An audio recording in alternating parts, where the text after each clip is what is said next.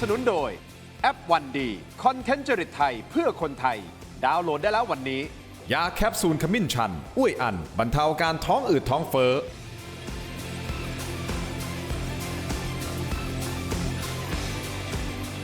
สวัสดีครับต้อนรับทุกท่านเข้าสู่รายการถกไม่เถียงครับประเด็นใหญ่ที่ทั่วโลกตอนนี้กำลังเฝ้าจับตาอยู่นะครับแล้วก็รายงานกันเป็นระยะเป็นรายชั่วโมงเลยก็ว่าได้ก็คือกรณีที่ทางสหรัฐอเมริกากับอิสราเอลนะครับร่วมมือกันโจมตีถล่มอิหร่านเมื่อวันที่ 28 กุมภาพันธ์ที่ผ่านมาก็คือวันเสาร์นี้โดยผู้นำสูงสุดของอิหร่านนะครับก็ได้เสียชีวิตรวมถึงผู้นำนั้นหลายต่อหลายคนรวมๆแล้วประมาณสัก 40 ชีวิตนะครับที่เป็นผู้บริหารระดับสูงของอิหร่านคุณผู้ชมครับแน่นอนทางด้านของฝั่งอเมริกาเองก็เกิดความเสียหายนะครับจากเรือหรือว่าฐานทัพที่ไปตั้งอยู่ในภูมิภาคของตะวันออกกลางคุณผู้ชมครับตอนนี้มี 8 ประเทศแล้วนะครับมี 8 ประเทศนะฮะที่อยู่ในความขัดแย้งตอนนี้และมีการโจมตีกันไปโจมตีกันมานะครับยกตัวอย่างซาอุดิอาระเบียบาห์เรนอิรักจอร์แดนคูเวตโอมานกาตาร์รวมถึงสหรัฐอาหรับเอมิเรตส์นะครับคุณผู้ชมและล่าสุดนะฮะเมื่อไม่นานมานี้เองคุณผู้ชมนี่คือภาพบางช่วงบางตอนบางส่วนของการโจมตีกันไปมานะครับคุณผู้ชมล่าสุดครับที่ซาอุดิอาระเบียโรงกลั่นน้ำมันที่ใหญ่ที่สุดหนึ่งในโรงกลั่นน้ำมันที่ใหญ่ที่สุดของโลกนี่นะฮะที่เขาสามารถที่จะมีกำลังการผลิตน้ำมันเนี่ยประมาณ 550,000 บาร์เรลต่อวันนี่นะครับชื่อว่ารัสทานูราสั่งปิดชั่วคราวครับซาอุสั่งปิดแล้วนะครับเนื่องจากว่ามีโดรนเข้าไปโจมตีโรงกลั่นน้ำมันนะฮะอันนี้น่ากังวลแล้วนะครับคุณผู้ชมครับเพราะว่า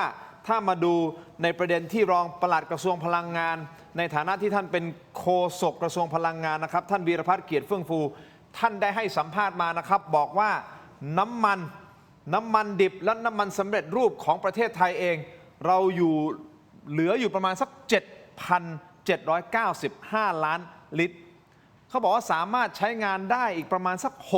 61 วันบวกลบแล้วถ้าสงครามมันยืดเยื้อไปล่ะครับแล้วถ้าสมมติจีนกับรัสเซียเข้ามามีส่วนอยู่ในสงครามครั้งนี้ล่ะครับตรงนี้จะเป็นจุดเริ่มต้นของสงครามโลกครั้งที่3หรือไม่ต้องเฝ้าระวังท่านนายกรัฐมนตรีเองก็ดีคณะรัฐมนตรีเองก็ดีท่านศิริศักดิ์พวงเกตแก้วรัฐมนตรีว่าการกระทรวงการต่างประเทศเองก็ดีนะออกมาพูดถึงเรื่องนี้แล้วพูดว่าอย่างไรเดี๋ยวเราได้ไล่เรียงกันทีละประเด็นนะครับคุณผู้ชมแต่ท่านแรกที่จะแนะนำในรายการท่านเป็นนายกสมาคมภูมิภาคศึกษาและอาจารย์ประจำมหาวิทยาลัยธรรมศาสตร์นะครับรองศาสตราจารย์ดร.ดุลยภาคปรีชารัตน์ครับสวัสดีครับอาจารย์ครับสวัสดีครับคุณทีส่วนซ้ายมือของผมนะครับนักวิเคราะห์การเมืองอิสระครับและอดีตสสนะครับท่านเทพไทยเสนพงศ์ครับสวัสดีครับท่านเทพไทยครับสวัสดีครับขอบคุณทั้งสองท่านที่ให้เกียรติรายการถกไม่เถียงนะครับเดี๋ยวผมเท้าความสั้นๆนิดนึงผมพูดไปแล้วเมื่อสักครู่นี้นะฮะเป็นการ summarize นะฮะ summary นะว่ามันเกิดอะไรขึ้นยังไงบ้างแต่ตรงนี้เมื่อช่วงเช้าของวันที่ 28 กุมภาพันธ์ครับเกิดเหตุระเบิดรุนแรงหลายจุดในอิหร่านรวมถึงบริเวณที่พำนักของผู้นำสูงสุดของอิหร่านนะครับท่านอายาตอลละห์อารีคาเมเนอีซึ่งในรายงานยืนยันว่าท่านเสียชีวิตในเหตุการณ์ดังกล่าวและทางการอิสราเอลยอมรับว่าเป็นผู้ลงมือเพื่อกำจัดภัยคุกคามนะครับขณะที่ประธานาธิบดีโดนัลด์ทรัมป์แถลงการสนับสนุนปฏิบัติการดังกล่าวโดยระบุว่าเป็นการเริ่มต้นการสู้รบครั้งใหญ่เพื่อคุ้มครองความปลอดภัยของชาวอเมริกันเองซึ่งข้ออ้างหลักการของปฏิบัติการในครั้งนี้ก็คือการป้องกันไม่ให้รัฐบาลเผด็จการอิหร่านได้ครอบครองอาวุธนิวเคลียร์อีกทั้งสหรัฐและอิสราเอลยังเรียกร้องให้ประชาชนชาวอิหร่านร่วมกันลุกขึ้นมาต่อต้านการปกครองระบอบเผด็จการของประเทศอิหร่านอีกด้วยนะครับคุณผู้ชมทางด้านของสหรัฐเรียกปฏิบัติการครั้งนี้ว่า Operation Epic Fury หรือปฏิบัติการมหาความพิโรธส่วนทางด้านของอิสราเอลใช้รหัส The Roaring Lion ก็คือสิงโตคำรามการที่ผู้นำสูงสุดของอิหร่านถูกสังหารแบบต้องใช้ขออนุญาตใช้คำว่าเด็ดหัวเลยนะฮะรุนแรงขนาดนี้มันจะกลายเป็นน้ำมันที่ถูกราดลงบนกองไฟให้ชาวมุสลิมชีอะห์ทั่วโลกโกรธแค้นกว่าเดิมหรือไม่และตรงนี้จะเป็นจุดที่นำไปสู่สงครามโลกครั้งที่3หรือไม่อาจารย์ดุลยภาคคิดว่ายังไงครับ ผมคิดว่าเป็นสถานการณ์ที่ตึงเครียดมากๆนะครับผมคิดว่าเป็นสงครามขนาดใหญ่ใน ตะวันออกกลาง หรืออาจจะเป็นสงครามขนาดใหญ่ที่เหวี่ยงวงสวิงไปในภูมิทัศน์ของเอเชีย ครับ นะครับหรือแม้กระทั่งภาคพื้นยุโรปบางส่วนก็เป็นไปได้แต่ว่าผมคิดว่าเราควรจะต้องทำความเข้าใจโครงสร้างการเมืองของกลุ่มก้อนชนชั้นนำในรัฐอิหร่านสักนิดหนึ่งแล้วก็อยากจะแจ้งกับทางรายการว่าในมุมของผมเนี่ยผมคิดว่าไปเรียกระบอบในอิหร่านว่าเป็นเผด็จการมากๆ มันก็อาจจะไม่ได้ถูกต้องมากมายเสมอไปนะครับผมคิดว่าถ้าวินิจฉัยจริงๆผมจะมองว่าอิหร่านเนี่ยเป็นเผด็จการประชาธิปไตยแบบเทวาธิปัตย์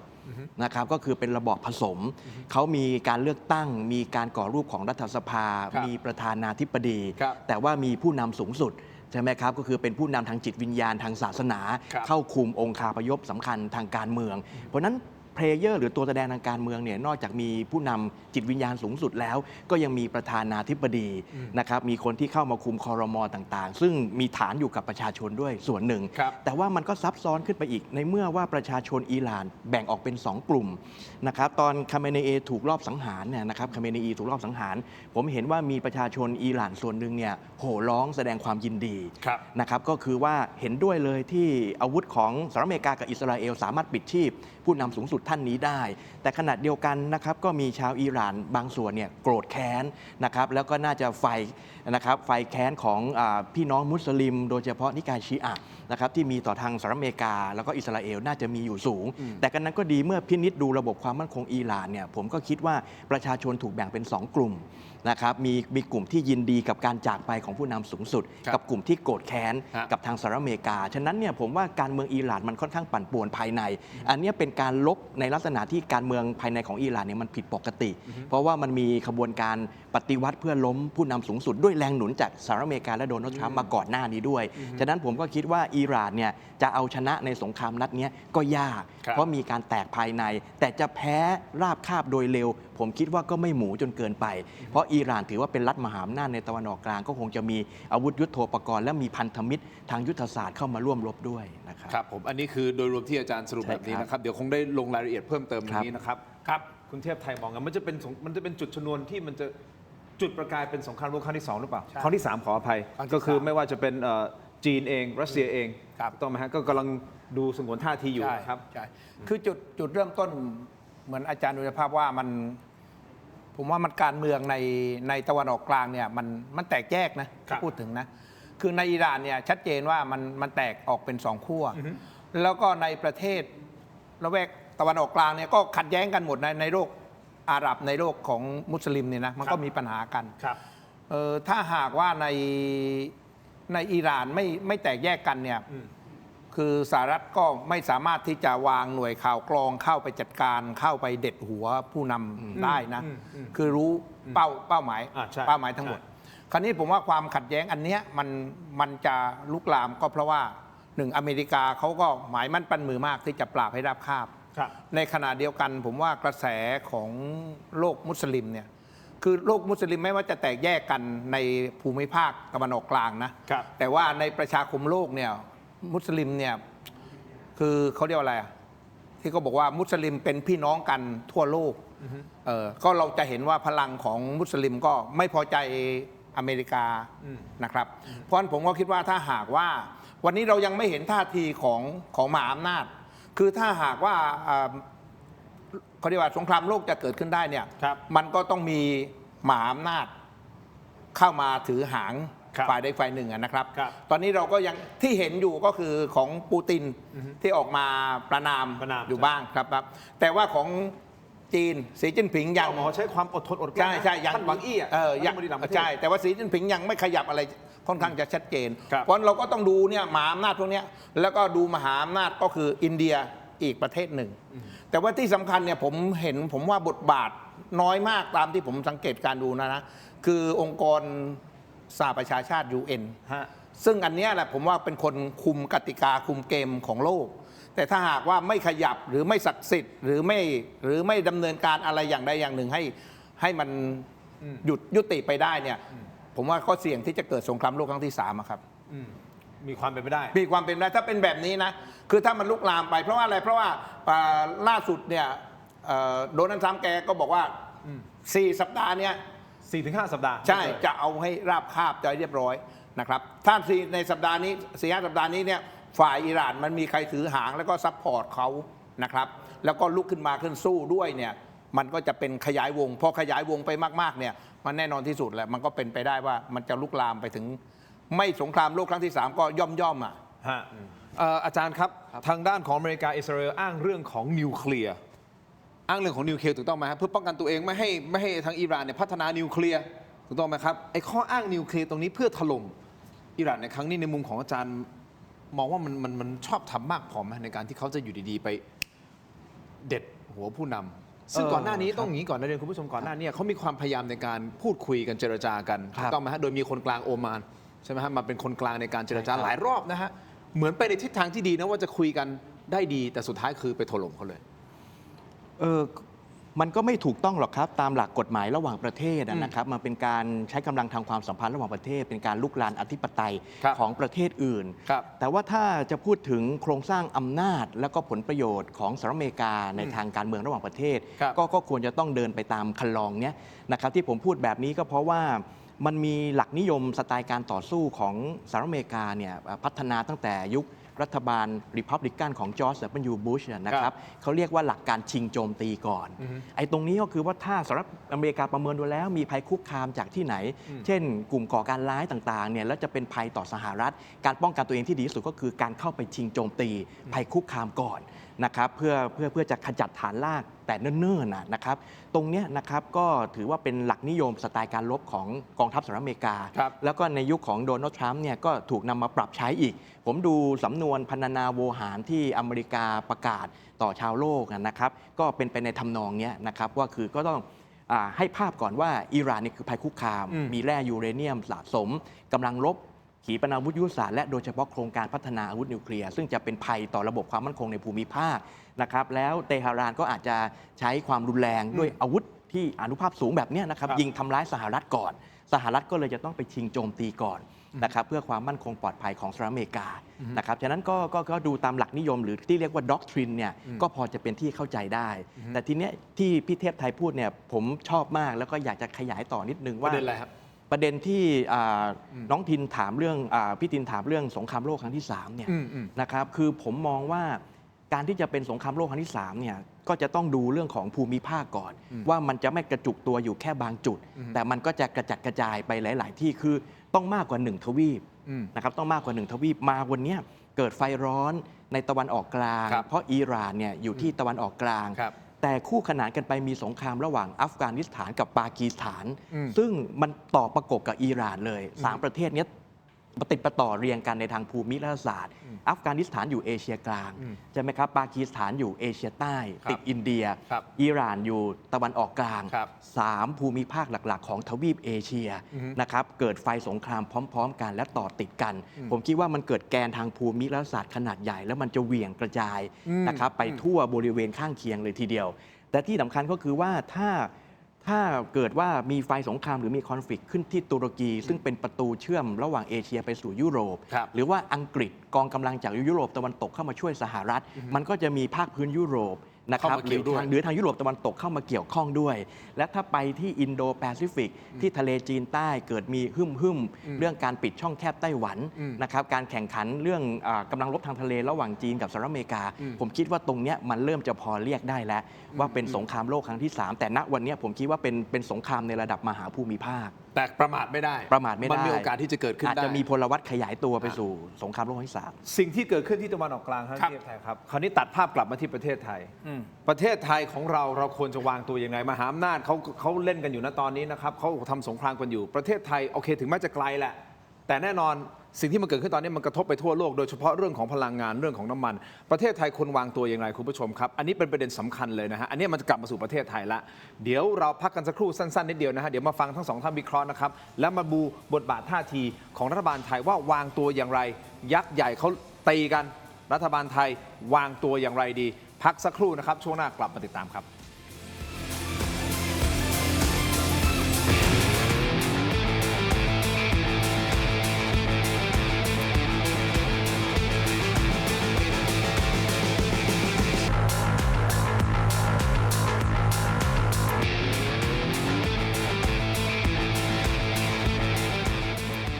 กลับมากันต่อนะครับคุณผู้ชมถกไม่เถียงในช่วงนี้นะฮะยังอยู่กับสองท่านนะครับอาจารย์ดุลยภาคแล้วก็คุณเทพไทยนะครับคราวนี้ท่าทีของประเทศไทย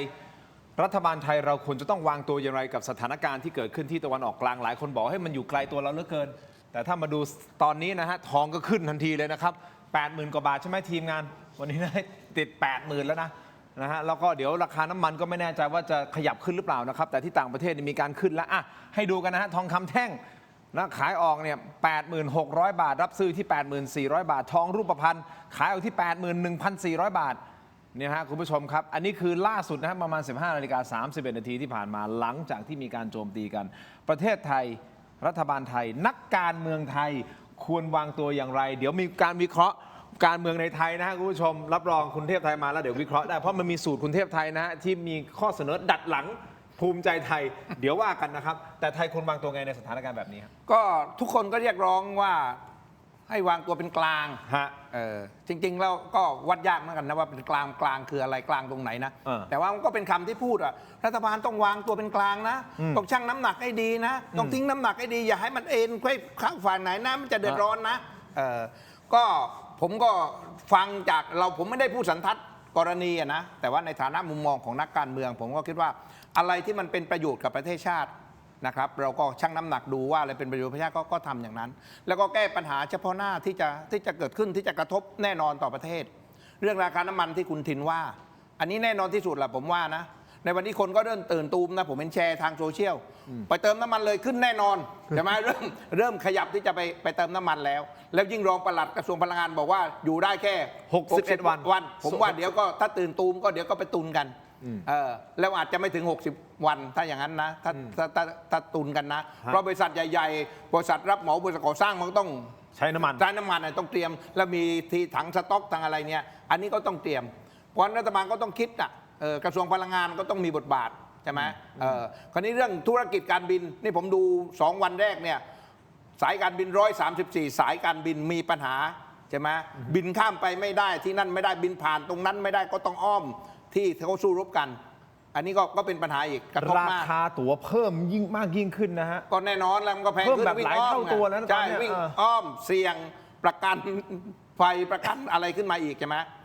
นั่นก็อีกส่วนหนึ่งคราวนี้เนี่ยเรื่องคนไทยตอนนี้เนี่ยก็อันดับแรกนายกผมเห็นนายกสั่งให้ดูแลคนไทยนะเพราะคนไทยในตะวันออกกลางเนี่ยก็เยอะอยู่ใช่ไหมต้องดูแลคนไทยมันก็มี2 ส่วนอีกส่วนหนึ่งก็คือที่ไปทำงานไปรับจ้างไปเป็นแรงงานพอไปแรงงานเนี่ยก็บางคนก็ไม่อยากจะกลับก็มีนะพอลงชื่อไม่อยากจะกลับคราวนี้รัฐบาลก็ต้องประชาสัมพันธ์นะว่าถ้าไม่กลับแล้วเนี่ยมันจะมีปัญหาอะไรตามมาเพราะว่าพอเสียชีวิตขึ้นมาแล้วมันจะเป็นปัญหามากหรือถูกจับหรืออะไรก็แล้วแต่นะซึ่งมันสุ่มเสี่ยงมากรัฐบาลก็ต้องคุยต้องทำกับกลุ่มที่2ก็คือกลุ่มนักแสวงบุญที่ไปเมกาไปอะไรเนี่ยไปอุ้มเราะไปอะไรเยอะมากเหมือนกันนะพี่น้องทางภาคใต้เนี่ยไปเยอะมากคราวนี้รัฐบาลจะทำยังไงกับกลุ่มเหล่านี้นะครับรวมไปถึงเรื่องเศรษฐกิจเรื่องการส่งออกเรื่องขนส่งตอนนี้เนี่ยเขาก็บอกว่าเรื่องการขนส่งทางทะเลนะมีปัญหามากทางอากาศพออ้อมได้นะทางทะเลถ้าอ้อมแล้วก็ไกลบ้างและยงลิงช่องแคบที่เขาปิดนะช่องแคบฮอร์มุสเนี่ยตอนนี้ปิดไปอะไรเงี้ยมีผลกระทบมากเพราะฉะนั้นเนี่ยผมว่ารัฐบาลก็ต้องตั้งหลักอ่ะโดยเฉพาะอย่างยิ่งกลุ่มรัฐบาลทางฝ่ายเขาเรียกอะไรเศรษฐกิจนะครับเรื่องความมั่นคงก็ว่ากันไปแต่ว่าไอ้ที่เป็นปัญหาหลักที่กระทบหลักเนี่ยผมว่าเรื่องพลังงานกับเรื่องเศรษฐกิจเนี่ยหนักนี่นะฮะคุณผู้ชมครับเดี๋ยวเพิ่มเติมเรื่องของช่องแคบนิดนึงนะฮะคุณผู้ชมครับมันมี2ช่องแคบด้วยกันนะครับที่เป็นช่องแคบในการขนส่งน้ำมันและพลังงานของโลกเลยนะครับก็คือช่องแคบฮอร์มุสแล้วก็ช่องแคบบับอัลมัดเดฟนะฮะมันเดฟขออภัยอัลมันเดฟเป็นเส้นเลือดใหญ่แล้วเขาบอกเป็นเส้นเลือดใหญ่ของการขนส่งน้ำมันและสินค้าไปยังยุโรปนะครับโดยกองกำลังพิทักษ์ปฏิวัติอิหร่านมีการสั่งการไม่ให้เรือขนส่งน้ำมันต่างๆข้ามช่องแคบฮอร์มุสไปได้นะครับซึ่งในแต่ละเดือนนะมีจำนวนเรือที่ผ่านช่องแคบนะอาจารย์ 3,000 ลำต่อเดือนนะฮะประมาณสัก100 ลำต่อวันเลยนะครับโดยเป็นทางผ่านน้ำมันประมาณ20 ล้านบาร์เรลต่อวันนะฮะ20 ล้านบาร์เรลต่อวันนะฮะคิดเป็นอัตราในประมาณสัก 20% ของการบริโภคของโลกนะครับและที่สำคัญครับการขนส่งผ่านช่องแคบนี้คิดเป็นประมาณ 11% ของการค้าโลกนะครับปิดนะฮะคือเขาสั่งไม่ให้เรือผ่านเอางี้ดีกว่าสั่งไม่ให้เรือผ่านแล้วเดี๋ยวยิงอะไรประมาณนี้นะครับก็คือไม่ให้ผ่านนะครับ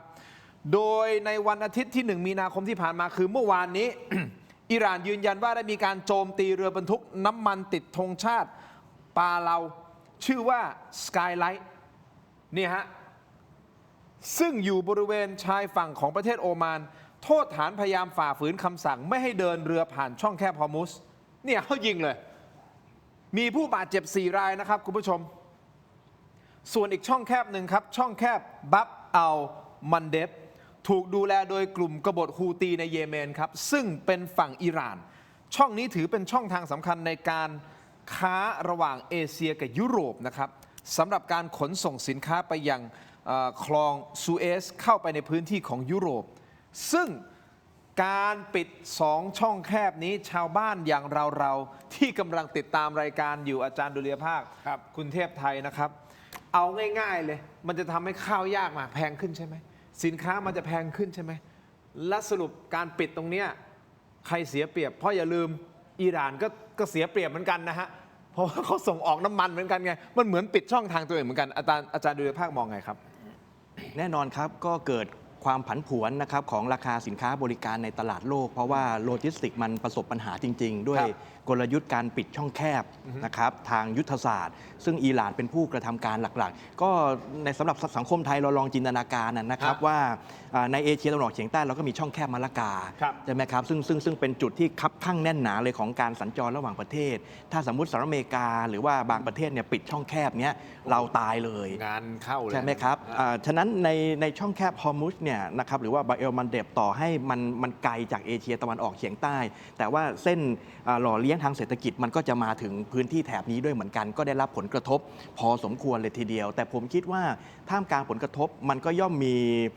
ผู้ประกอบการหรือกลุ่มนักยุทธศาสตร์เนี่ยปรับกลยุทธ์ทางด้านพลังงานด้วยเหมือนกัน ก็อยากจะชวนคุณทินมองขึ้นเหนือประเทศอิหร่านจะเป็นทะเลสาบแคสเปียนใช่ไหมครับแล้วก็จะมีกลุ่มประเทศเอเชียกลางเช่นเติร์กเมนิสถานนะครับยันจนไปถึงเขตอิทธิพลของรัสเซียนะครับตรงเนี้ยนะครับมีแอ่งต่ำรอบทะเลสาบแคสเปียนซึ่งเป็นแหล่งน้ำมัน ครับ นะฮะก็จะมีบรรษัทข้ามชาติเนี่ยเข้าไปขุดเจาะนะครับถ้าเผื่อว่าอ่าวเปอร์เซียหรือนะครับทะเลอาหรับเนี่ยมันมีปัญหามากนะครับก็จะใช้ฮินเตอร์แลนด์พื้นที่ตอนในตรงทะเลสาบแคสเปียนแต่โหมดการขนส่งมันก็ลำบาก เพราะว่าจะต้องเป็นการขนส่งทางบก ฮะ ใช่ไหมครับมันก็จะไม่เหมือนกับการขนส่งทางทะเล นี่คือความยากลำบากอย่างหนึ่ง ฮะ แล้วสำหรับประเทศไทยเองนะครับนอกจากจะมองว่ามันจะมีกลุ่มก้อนนะครับอย่างเช่นทะเลสาบแคสเปียนเนี่ยแล้วก็พื้นที่ที่เป็นแนวระเบียงเศรษฐกิจทางบกในยูเรเชีย ซึ่งจีนเขาคุมนะครับเรื่องของอีตาอีรูวันเบลวันโรดเนี่ยมันก็จะมาผ่านกลุ่มก้อนบริเวณพลังงานตรงนี้ด้วยส่วนหนึ่งอันนี้ก็จะเป็นเมกะเทรนด์สำคัญในอนาคตนะครับถึงเส้นทางที่เข้ามาทดแทน กรณี2ช่องแคบนั้นเนี่ยถูกปิดถูกบล็อกเอาไว้นะครับแต่ขนาดเดียวกันเนี่ยมันก็จะมีอีกทางเลือกหนึ่งก็คือว่าถ้าใช้น้ำมันแล้วมันมีปัญหามากเนี่ยก็อีกหน่อยเนี่ยไปใช้รถยนต์ไฟฟ้าดีกว่านะครับไปใช้เรื่องของไฟฟ้าพลังงานรูปแบบอื่น ซึ่งประเทศจีนเป็นประเทศยักษ์ใหญ่ในการผลิตรถยนต์ไฟฟ้า ครับ นะครับผมก็เชื่อว่าจีนก็จะอาศัยจังหวะนี้เหมือนกัน ในการเล็งเป้าล็อกตลาดใหม่ๆนะครับซึ่งประเทศไทยก็อาจจะดูออปชันนี้เสริมไว้ด้วย เพราะว่าวิกฤตพลังงานวิกฤตน้ำมันเนี่ยมัน ครับ มาเต็มที่แล้ว มันเป็นเทรนด์ที่มันมาอยู่แล้ว ใช่ครับ นะก่อนที่จะมีเรื่องของการโจมตีกันครั้งนี้ด้วย ใช่ ถูกต้องไหม ครับ อันนี้สั้นๆนิดนึงครับประเทศไทยคุณเทพไทยพูดแล้วว่าไทยเราควรจะวางตัวไง แต่ในมุมมองของอาจารย์ดุลยภาคมีอะไรจะเสริมไหมว่าท่าทีของไทยท่าทีของรัฐบาลไทยนักการเมืองไทยณตอนนี้กับสถานการณ์แบบเนี้ยต้องวางตัวอย่างไร ครับผมเสริมเรื่องหนึ่งแล้วกันผมคิดว่าเรื่องศึกสหรัฐอิสราเอลอิหร่านเนี่ยเป็นเรื่องละเอียดอ่อนทางความสัมพันธ์ระหว่างประเทศนะครับมันไม่ได้เป็นความขัดแย้งทางศาสนานะครับระหว่างโลกมุสลิมกับนะครับกลุ่มอารยธรรมยิวของอิสราเอลหรือว่าทางตะวันตกของสหรัฐอเมริกานะครับแต่ว่าท่ามกลางโลกมุสลิมด้วยกันเองเนี่ยมันก็มีอารยธรรมที่ขัดแย้งกันเองอีก ที่ เพราะว่า พี่เคยพูดฮะ อิหร่านเนี่ยเป็นอารยธรรมเปอร์เซียใช่ไหมครับแต่ว่าถ้ากวาดไปทางอิรักเยเมนโอมานสหรัฐอาหรับเอมิเรตส์ซาอุดิอาระเบียพวกนี้เป็นโลกอาหรับคนละกลุ่มกันนะครับแต่ว่าไอ้ประเทศที่ผมกล่าวเมื่อสักครู่หลังเนี่ยนะครับถูกอิหร่านโจมตีใช่ไหมครับถูกอิหร่านโจมตีเพราะว่าหลายประเทศเนี่ยเป็นฐานทัพยุทธศาสตร์ของเซ็นทรัลคอมมานด์กองทัพภาคกลางของสหรัฐอเมริกาฉะนั้นเนี่ยถ้าเรามองให้ลึกขึ้นอีกขั้นหนึ่งเราจะเห็นความขัดแย้งทางอารยธรรม ระหว่างเปอร์เซียที่นำโดยอิหร่านกับโลกอาหรับใช่ไหมครับซึ่งหลายประเทศเนี่ยเป็นมิตรกับสหรัฐอเมริกา แต่ว่าเป็นมุสลิมเหมือนกัน นะครับเนี่ยคือมันหลายเลเยอร์ซ้อนขึ้นไปนะครับฉะนั้นเนี่ยนักนโยบายต่างประเทศไทยหรือนักวัฒนธรรมระหว่างประเทศเนี่ยนะครับถ้าเราจะวางนโยบายเราก็จะต้องคำนึงถึงเรื่องนี้ให้มากหน่อยก็ยกตัวอย่างเช่น พี่น้องมุสลิมใน 3-4 จังหวัดชายแดนใต้ หรือว่าประชาคมอิสลามทั่วประเทศไทยรวมถึงที่มาเลเซียที่อินโดนีเซียก็อาจจะมี movement นะครับแสดงความไม่พอใจสหรัฐอเมริกากับอิสราเอลใช่ไหมครับแต่ว่าขณะเดียวกันเนี่ยไอ้กลุ่มก้อนที่เป็นนิกายชีอะห์นะครับตามเวของอิหร่านเนี่ยมันก็แถวนี้มันก็ไม่ใช่อย่างนั้นสัทีเดียว เพราะว่าของเราซุนนีใช่ไหมครับอันนี้ก็แตกต่างกันอีกฉะนั้นเนี่ยนี่เป็นเรื่องละเอียดอ่อนทางอารยธรรมในความสัมพันธ์ระหว่างประเทศ ก็เลยอยากจะให้ทั้งรัฐและสังคมไทยเนี่ยจะช่วยกันพิจารณาอย่างรอบคอบในการจัดแสดงท่าทีที่เหมาะสมอีกทีหนึ่ง คืออย่างนี้คุณผู้ชมครับเดี๋ยวข้อมูลเพิ่มเติมนิดนึงนะครับคือเมื่อวานนี้ทางโทรทัศน์รวมการเฉพาะกิจของรัฐบาลอิหร่านนะครับก็ได้ประกาศอย่างเป็นทางการว่าท่านผู้นำสูงสุดของอิหร่านนะครับท่านอายาตอลลอฮ์อาลีคาเมเนอีนะครับได้เสียชีวิตแล้วนะครับหลังจากถูกโจมตีโดยสหรัฐอเมริกากับอิสราเอลในทางศาสนาเสียชีวิตในเดือนรอมฎอนตอนนี้เป็นช่วงรอมฎอนนะพี่ ครับ เทพไทย ช่วงรอมฎอน ในทางศาสนาแล้วการเสียชีวิตที่เกิดขึ้นในช่วงรอมฎอนถือเป็นประเด็นอ่อนไหวทางศาสนามากน้อยแค่ไหนในโลกของมุสลิมผมเชื่อว่าพี่เทพไทยเองก็คงพอได้สัมผัสพ่อแม่พี่น้องชาวมุสลิมด้วยครับตรงนี้ ใช่ มัน ก็ จะได้เสริมจากสิ่งที่อาจารย์ดุลยภาคได้พูดไป คือผมว่าเขาการเสียชีวิตในช่วงเดือนรอมฎอนซึ่งปกติก็ถือว่าเป็นเดือนสำหรับพี่น้องชาวมุสลิมนะเป็นเดือนอันประเสริฐที่ทำแต่ความดีที่มีแต่สิ่งที่สวยงามอะไรเนี่ยแล้วก็มามีการสังหารผู้นำสูงสุดนะแล้วก็มันนั้นต้องไม่พอนะนอกจากว่าพอผู้นำสูงสุดเนี่ยนะเสียชีวิตปั๊บแล้วก็แต่งตั้งผู้รักษาการแทนเนี่ยภายในไม่กี่ชั่วโมงถูกสังหารอีก ครับ ถูกเด็ดหัวอีกโอ้โหผมว่าอันเนี้ยเป็นเรื่องใหญ่มาก แล้วก็เสียชีวิตตั้งชนชั้นนำหรือว่าผู้นำเนี่ย40 กว่าคนนะ 40 กว่าคน 40 กว่าคน คราวนี้พอเทียบกับของอเมริกา อเมริกาในโดนัลด์ทรัมป์ทหารเสียชีวิตไป3 คนบาดเจ็บไป8 คน ครับ โอ้โหเป็นเรื่องเป็นราวเลยจะเอาคืนจะโอ้โหสารพัดเลย อันเนี้ยแหละผมคิดว่าคือมันนี่คนมันสงสัยโดยเฉพาะประชาคมโลกนะครับ ผมก็คิดว่าเขาก็มีความรู้สึกว่าเขาก็ตั้งคำถามว่า แล้วโดนัลด์ทรัมป์คุณไม่เคารพกติกา คุณไม่มีไอ้เขาเรียกกฎบัตรอะไรเลยคุณไม่เคารพอะไรเลยหรือยังไงเนี่ย โดนัลด์ทรัมป์ก็คือสนแต่หลักกูหรือเปล่าไม่แน่ใจ เพราะย้ำซ้ำๆบอกว่าสงครามครั้งนี้จำเป็นครับ necessary เพื่อปกป้องคนอเมริกันเขาพูดอย่างเงี้ยจำเป็นนะ ไม่ต้องขออนุมัติจากคองเกรสตามรัฐธรรมนูญเขาด้วยนะเขาไปของเขา ไปเลย เองเลยไอ้แบบนี้มันคือมันข้ามหัวหลักการทั้งหมดเลยนะ ทั้งหมดแล้วคือ UN คุณก็ไม่เคารพอะไรทั้งสิ้นแล้วคุณทำอะไรคุณไม่พอใจเลยปั๊บคุณก็จัดการเลย เวเนซุเอลาคุณก็ไปจัดการก็ไปถึงไปอุ้มเข้ามาอย่างเงี้ยแล้วเอาพออย่างเงี้ยอิหร่านอย่างเงี้ยคุณก็ไปเด็ดผู้นำสูงสุดอย่างเงี้ยแล้วคุณทำอะไรได้อย่างเงี้ยเวลาคุณทะเลาะกับใครคุณรบใครคุณก็ไปจัดการนะแต่เมื่อถามโดนัลด์ทรัมป์นี่บอกดิมังเอิญพูดภาษาอังกฤษไม่ถนัดถ้าพูดไทยถนัดก็จะถามโดนัลด์ทรัมป์ ถามว่าอะไร ว่าไอ้อย่างเราเนี่ยทะเลาะกับวุนเซนเนี่ยนะ และวุนเซนเนี่ยถูกแจ้งดำเนินคดีในประเทศไทยเนี่ย ครับ ถ้าสมมติว่ารัฐบาลไทยไปอุ้มวุนเซนมาขึ้นศาลไทยเนี่ยเอา ได้ไหม ได้ไหมโดนัลด์ทรัมป์จะว่าไง เหมือนเขาทำกับเวเนซุเอลา ได้ไหมล่ะ ผมว่าโอ้โตถ้าเราทำแบบนี้ปั๊บเนี่ยคุณประนามคุณกดดันคุณเล่นงานผมตายเลยอ่ะ จริง แต่พอคือที่คุณจะทำอะไรก็ได้อะไรเนี่ยคือคุณอะไรล่ะเป็นเจ้าโลกหรือไงไอ้เจ้าโลกคือผมก็ไม่ใช่เจ้าโลกอีกเจ้าโลกที่ตามคุณเข้าใจนะครับ คุณต้องเข้าใจด้วย ผมก็เข้าใจว่าเป็นโลกใบนี้ โลกใบนี้ไม่ใช่เจ้าโลกอื่นคุณจะเป็นอย่างนั้นเหรอฮะ คือผมไม่ได้ว่า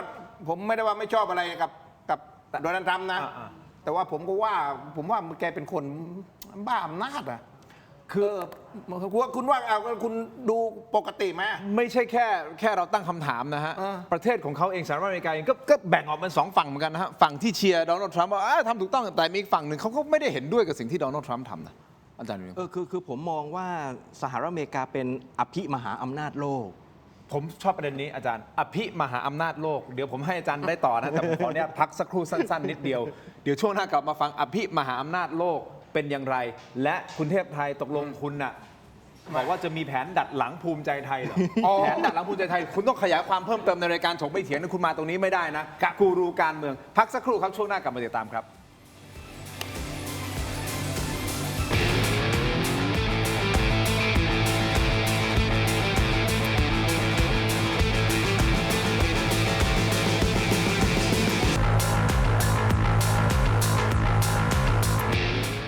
สนับสนุนโดย ยาท่าตุน้ำขาวหารคู่ 49 บาท ฝาสีฟ้า มีตัวยาฟีนิลซาลิซิเลตไอเฮิร์บชูการ์ฟรี ชุ่มคอ มีสารสกัดสมุนไพร 4 ชนิด กลับมาผู้คนต่อนะครับ ถกไม่เถียงครับ ยังอยู่กับคุณเทพไทยเสนพงศ์นะครับ และอาจารย์ดุลยภาคปรีชารัตน์นะฮะคุณผู้ชมครับ ก่อนที่จะพูดคุยกันต่อประเด็นเรื่องของนะฮะสหรัฐอเมริกา อิสราเอลกับอิหร่านนะครับ และแน่นอนตัดภาพมาที่การเมืองไทยคุณผู้ชมครับ ผมขอแนะนำตรงนี้กลับมาอีกครั้งหนึ่งคุณผู้ชมครับ แล้วผมบอกเลยดีมากๆจริงๆ กลับมาอีกครั้งครับกับงานประจำปีในหัวใจของใครหลายๆคนสำหรับ Disney on Ice Presents Magic in the Stars ปีนี้กลับมาแสดงอีกแล้วนะครับวันที่ 27 มีนาคมถึง 5 เมษายนครับที่ Impact Arena นะครับครั้งนี้ครับดิสนีย์เขาจัดเต็มนะฮะทั้งฉากทั้งแสงทั้งสีทั้งเสียงพาคุณผู้ชมนะครับเดินทางไปตามเส้นทางแห่งความฝันสู่ดวงดาวพร้อมกับเหล่าเจ้าหญิงดิสนีย์มากมายนะครับซึ่งหนึ่งในไฮไลท์สำคัญของปีนี้คุณผู้ชมคือการเดบิวต์บนลานน้ำแข็งของรายาจากรายา and the Last Dragon นะฮะผสมผสานการแสดงสุดตื่นตาตื่นใจให้กับคนดูครับและเมื่อพูดถึงลานน้ำแข็งแน่นอนว่าต้องไม่พลาดเจ้าหญิงเอลซ่าและอันนาจาก Frozen 2 นะครับรวมถึงความสนุกจากตัวละครฝั่งพิกซ่าอย่าง Toy Story Encanto และ Cars ที่มาร่วมสร้างสีสันให้โชว์ครั้งนี้เต็มไปด้วยรอยยิ้มและความอบอุ่นครอบครัวไหนสนใจชมการแสดงสามารถดูรายละเอียดเพิ่มเติมได้ที่ไทยทิกเก็ตเมเจอร์นะฮะซื้อบัตรได้เลยฮะไทยทิกเก็ตเมเจอร์ปีนี้ผมก็ไม่พลาดฮะแน่นอนของดีอันนี้คือของระดับโลกเลยนะฮะทุกปีครับจัดที่ประเทศไทยของดีครับไปดูกันนะฮะคุณผู้ชมครับมาพูดคุยกันต่อกันนิดนึงนะฮะท่านเทพไทยบอกว่าก่อนหน้านี้คุณโดนัลด์ทรัมป์เขาเหมือนอยากจะทำอะไรก็แล้วแต่ตามอำเภอใจเขาเขาคิดอยากทำก็ทำไม่มีใครใหญ่กว่าเขาแล้วเขาตัดสินใจทันทีเลยอันนี้คือหลักการไม่ใช่หลักการละหลักกูหรือเปล่าหลักกูไม่มีหลักการโดนัลด์ทรัมป์เนี่ยหลักกูอย่างเดียวเลยนี่คือคำถามที่เรามีถูกต้องไหมฮะครับแต่ในเวลาเดียวกันในสหรัฐอเมริกาเองก็ไม่ใช่ทุกคนที่จะเห็นด้วยกับสิ่งที่โดนัลด์ทรัมป์ทำก็มีคนที่ต่อต้านเหมือนกันแบ่งเป็น2 ฝ่ายอันนี้นานาจิตตังนะครับแต่อาจารย์ดุลยภาคกำลังบอกว่ามีคำว่าอภิมหาอำนาจโลกใช่ครับ คืออะไรอภิมหาอำนาจโลกครับอภิมหาอำนาจโลกก็คือซูเปอร์พาวเวอร์ครับเป็นรัฐที่มีพลานุภาพทางเศรษฐกิจการเมืองการทหารที่มากเป็นเบอร์ต้นๆของโลกแต่ว่าไอ้ฐานอำนาจของอภิมหาอำนาจโลกเนี่ยก็จะต้องนะครับมีการเข้าไปพัวพันในกิจการในภูมิภาคต่างๆเพื่อให้รัฐนั้นเนี่ยในที่นี้คือสหรัฐอเมริกาสามารถแผ่ปกพลังอำนาจไปทั่วโลกไงครับคือถ้าไม่ยุ่งเกี่ยวกับภูมิภาคต่างๆรอบโลกเนี่ยก็เป็นมหาอำนาจโลกไม่ได้นะครับก็จะต้องทุ่มทุนเต็มที่หน่อยนะครับในทางยุทธศาสตร์ในกำลังพลแล้วก็การแผ่อิทธิพลต่างๆนานานะครับนี่คือสไตล์ของสหรัฐอเมริกาแล้วในสมัยโดนัลด์ทรัมป์หลักนโยบายต่างประเทศของโดนัลด์ทรัมป์เนี่ยมีอยู่2 หลักใช่ไหมครับพี่ตินพอทราบก็คืออเมริกา first นะครับผลประโยชน์ของอเมริกันต้องมาก่อนแล้วก็ making America great again เมกาไงใช่ครับ make America great againนั่นก็คือว่าสหรัฐอเมริกาจำเป็นจะต้องแสดงสัญญานุภาพทางทหารหรือจะต้องทำให้อำนาจของสหรัฐในภูมิภาคยุทธศาสตร์รอบโลกเนี่ยมันเฟื่องฟูขึ้นอีกคำรบหนึ่งใช่ไหมครับการที่จัดการกับระบอบในเวเนซุเอลาก็ดีทำให้พื้นที่หลังบ้านของสหรัฐอเมริกาที่เรียกว่าทวีปอเมริกาหรือซีกโลกตะวันตกเนี่ยมันมั่นคงขึ้นการที่เข้าไปจัดการกับระบอบการปกครองในอิหร่านก็ทำให้อิทธิพลของสหรัฐอเมริกาเนี่ยในอ่าวเปอร์เซียก็ดีนะครับหรือในตะวันออกกลางเนี่ยแข็งแรงมากขึ้นใช่ไหมครับดังนั้นเนี่ยสิ่งเหล่านี้เป็นสิ่งที่จำเป็นในมุมของผลประโยชน์แห่งชาติของสหรัฐอเมริกาในบ้านเราสหรัฐก็มีมหายุทธศาสตร์อินโดแปซิฟิกซึ่งจะควบรวมเอามหาสมุทรอินเดียและแปซิฟิกเนี่ยนะครับให้เรือรบสหรัฐอเมริกาเนี่ยโลดแล่นอย่างเต็มที่ประเทศไทยเราก็อยู่ใน cross road ของอินโดแปซิฟิกเราอยู่ตรงกลางระหว่างจีนกับสหรัฐใช่ครับแล้วทุกครั้งและประเทศไทยเราก็มีทะเลอันดามันซึ่งเป็นส่วนหนึ่งของมหาสมุทรอินเดียแล้วอ่าวไทยเราก็เป็นส่วนหนึ่งของมหาสมุทรแปซิฟิกนะครับ2 ผืนนี้รวมกันมีค่าว่าประเทศไทยเป็นเซ็นเตอร์ของอินโดแปซิฟิกใช่ไหมครับเนี่ยผมเพิ่งกลับจากการไปดูฝึกซ้อมรบที่สนามบินอุตภาวคอปบาโกนะครับก็มีทุกๆปีครับนี่ก็เพิ่งบินกลับมารายการคุณทินเนี่ยนะครับก็ไปเจอนักการอาหารสหรัฐอเมริกาเขาก็ตอกย้ำว่าประเทศไทยเนี่ยเป็นดินแดนสำคัญของอินโดแปซิฟิกนะครับฉะนั้นเนี่ยโอ้โหประเทศไทยหรือว่าประเทศอื่นๆเนี่ยอยู่ในสมการแห่งอำนาจของสหรัฐอเมริกาคือแผ่ไปรอบโลกเลยแล้วจะเสริมพี่เทพไทยนิดนึงนะครับว่านิสัยของอเมริกันแบบนี้ในทางยุทธศาสตร์จ ริง ๆ แล้วเนี่ยมีในสมัยโดนัลด์ทรัมป์เนี่ยค่อนข้างจะชัดเจน ครับ แต่ว่าถ้าเราย้อนไปอีกเนี่ยเราก็เห็นสไตล์แบบเนี้ยเขาเรียกว่าลัทธิเอกภาคีนิยม คือชิงเดี่ยวเลย เปิดศึกเดี่ยวนำเลยแล้วคนอื่นก็ค่อยๆตามมาก็ได้ ก็ยกตัวอย่างเช่น เราต้นปี 2000 ในสมัยประธานาธิบดีจอร์จ W. Bush นะครับอเมริกันถล่มอิรักอัฟกานิสถาน Desert Storm ใช่ครับ แต่ในครั้งนั้นเขาขออนุญาตเขาขอผ่านคอนเกรสอะไรมากมายเลยฮะไม่ได้เป็นแบบโดนัลด์ทรัมป์ที่แบบว่ามาแล้วจัดเลยนะตอนนั้นเขามาคุยกันก่อน อันนู้นมันคนมีวินัยไงโดนัลด์ทรัมป์คนบ้าไงเอ้ยผมพูดว่าคนบ้าแต่แกเข้าไปประเทศแกอีกเปล่าวะ เดี๋ยวก่อน คือมันใจไม่คือมันจริงๆ คือพูดแบบตรงไปตรงมาเนี่ยนะครับ คือคนอเมริกาก็เลือกคนบ้าเป็นผู้นำก็แปลกนะ บางส่วนไม่ใช่ทุก ก็ คน เสียงส่วนใหญ่ละแกได้เป็นไง คือถ้าหากว่าเป็นครั้งแรกเนี่ยผมไม่ติดใจนะ ครั้งแรกลองผิดลองถูก คือเป็นประธานาธิบดีมาสมัยหนึ่งแล้วนะครับ แล้วคนว่าเห็นมันบ้าจริงเว้ยบ้าจริงก็คนไม่เลือกใช่ไหมเว้นวรรคไปสมัยหนึ่งพอมาสมัยที่สองเอาเลือกอีกเว้ยแล้วเลือกอีกคุณก็เห็นไงอันนี้เนี่ยที่อาจารย์ว่าเนี่ยเขาเนี่ยที่แสดงเป็นเจ้าโลกเป็นมหาอภิมหาอำนาจโลกเนี่ยนะยุคนี้เนี่ยถ้าพูดแบบเหมือนเมื่อก่อนเนี่ยเขาเรียกว่าการล่าอาณานิคมในยุคดิจิตอลคุณดูเนี่ย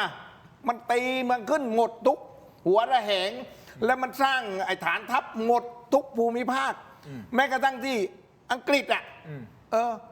มันมีฐานทัพนายกอังกฤษก็บอกว่าไม่ร่วมนะแต่ว่าถ้าใช้ฐานทัพโอเคให้ได้อะไรเนี่ยแสดงว่าที่มันหาฐานทัพที่นี่ที่จะมันมาเจ้าพังงาใช่ไหม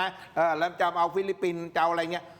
นี่ผมดูแล้วมันจะครองโลกจริงๆเว้ยไอ้โดนัลด์ทรัมป์อเมริกาล่ะแต่บังเอิญว่าอเมริกาเนี่ยนโยบายเขาเป็นเจ้าโลกก็ครองโลกอยู่แล้วบังเอิญว่าประธานาธิบดีมันเป็นคนบ้าอำนาจแบบโดนัลด์ทรัมป์ขึ้นมาเบ็ดเสร็จเพราะผมก็บอกโดนัลด์ทรัมป์นะคุณ ยังไง ไอ้รางวัลโนเบลอะไรคุณเนี่ยนะ รางวัลสันติภาพ สันติภาพเนี่ยผมว่าได้ดัมเบลแหละไม่มีทางหรอกแล้วคุณไปตี เอางี้เขาไม่หวัง ผมไม่หวังแล้วนะ ผมไม่หวังแล้ว ผมว่าเลิกแล้วผมก็ดูผมก็อ่านเกมนะผมก็คิดว่าคงแห้วไปแล้วจบแล้วเอวังก็มีด้วยประการชนีแล้วแต่สำนักข่าวรอยเตอร์รายงานว่ากระทรวงการต่างประเทศของจีนคุณผู้ชมครับออกแถลงการยืนยันว่ามีพลเมืองชาวจีนเสียชีวิต1 คนจากเหตุการณ์ความขัดแย้งที่กำลังทวีความรุนแรงขึ้นในประเทศอิหร่านอย่างไรก็ตามนะครับทางการไม่ได้ระบุรายละเอียดเกี่ยวกับสาเหตุหรือสถานที่เสียชีวิตที่แน่ชัดของชาวจีนคนนี้นะครับโดยรัฐบาลจีนได้ดำเนินการอพยพพลเมืองออกจากอิหร่านแล้วมากกว่า 3,000 คนนะฮะซึ่งเป็นสิ่งที่สอดคล้องกับประเทศไทยที่เราวางแผนเหมือนกันว่าจะอพยพคนไทยออกจากในพื้นที่ที่มีความขัดแย้งนะครับส่วนท่าทีของจีนและรัสเซียนะฮะเมื่อวันอาทิตย์ที่ผ่านมารอยเตอร์เช่นเดียวกันฮะสำนักข่าวเนี่ยรายงานว่ากระทรวงการต่างประเทศของจีนออกแถลงการถึงเหตุการณ์นี้เรียกร้องให้ทุกฝ่ายหยุดยิงในทันทีเพื่อป้องกันไม่ให้สถานการณ์บานปลายอีกทั้งสำนักข่าวของจีนก็รายงานว่านายหวังอี้นั่นก็คือรัฐมนตรีว่าการกระทรวงการต่างประเทศของจีนได้โทรศัพท์หารือกับนายเซอร์เกย์ลาฟรอฟซึ่งเป็นรัฐมนตรีต่างประเทศของรัสเซียโดยระบุว่าการโจมตีและสังหารผู้นำสูงสุดของอิหร่านรวมถึงการพยายามในการเปลี่ยนระบอบการปกครองเป็นสิ่งที่ยอมรับไม่ได้ด้านนายลาฟรอฟของรัสเซียก็เห็นด้วยนะครับและมีจุดยืนเดียวกันกับจีนคือมองเป็นการเข้าไปแทรกแซงเสถียรภาพของประเทศกลุ่มตะวันออกกลางของสหรัฐตรงนี้แหละครับเกิดคำถามว่าจีนรัสเซียหรือประเทศไหนก็แล้วแต่จะแถลงเข้าไปร่วมกับความขัดแย้งครั้งนี้หรือไม่อาจารย์ดุลยภาคคิดว่าจะมีไหมหลังจากนี้ ผมว่าก็มีแนวโน้มนะครับเพราะตอนนี้พลังของสหรัฐอเมริกาเนี่ยกำลังรุ่งโรจน์ในทางยุทธศาสตร์นะครับเพราะว่าเป็นผู้ได้เปรียบระยะแรกๆในการทำสงครามโดยธรรมชาติการถ่วงดุลอำนาจเนี่ยจีนกับรัสเซียจะต้องจับมือกันเพื่อต่อต้านความเป็นหนึ่งทางการเมืองโลกของสหรัฐอเมริกาใช่ไหมครับแล้วว่าถ้าปล่อยให้ระบอบในเตหะรานเนี่ยนะครับมีอันต้องเป็นไปหรือว่าพื้นที่ของอิหร่านเนี่ยเสียจุดยุทธศาสตร์หลายจุดไปให้สหรัฐเข้าควบคุมผมว่าหลายประเทศก็จะอยู่ในสถานการณ์ที่ยากลำบากนะครับผมก็ยกตัวอย่างเช่นประเทศรัสเซียนะครับถ้าเผื่อว่าอิหร่านเนี่ยกลายเป็นเขตอิทธิพลของสหรัฐเนี่ยรัสเซียยุ่งเลยนะครับเพราะว่าขึ้นมานิดนึงจะเป็นเติร์กเมนิสถานนะครับแล้วก็เข้าไปในเชชเนียซึ่งรัสเซียจะได้รัสเซียจะเหนื่อยนะครับแต่ว่าถ้ารัสเซียอยากจะให้พรมแดนด้านใต้ของตัวเองเนี่ยปลอดภัยมั่นคงขึ้นรัสเซียจะต้องช่วยอิหร่านแล้วมันมีเส้นทางลับก็คือเส้นทางลับคุณผู้ชมจำคีย์เวิร์ดนี้เส้นทางลับเดี๋ยวให้คุณผู้ชมไปที่ออนไลน์ของเรานะครับ YouTube ในเทโรดิจิทัลนะ Facebook ถกไม่เถียงนะครับสั้นๆนิดเดียวคุณเทพไทยครับแนวคิดที่คุณอะไรนะคุณจะแบบว่า ดัดหลังภูมิใจไทยคือยังไงฮะเอาสั้นๆนิดเดียวฮะ เปล่าผมว่าผมเห็นภูมิใจไทยซ่ามาก อ่า ผมก็แก้เผ็ดภูมิใจไทยบ้าง แก้เผ็ดเลยใช่ไหม อ่า แล้วแก้ได้ไหมโอเค ก็อยู่ที่พักเขาอะ โอเค แก้ได้ไม่ได้แก้อย่างไรไปต่อกันในออนไลน์นะครับสำหรับทีวีขอบคุณทั้งสองท่านก่อนนะครับ สวัสดีครับ ขอบคุณ สวัสดีครับ เจอกันในออนไลน์ถกไม่เถียงครับสวัสดีครับ ดีครับ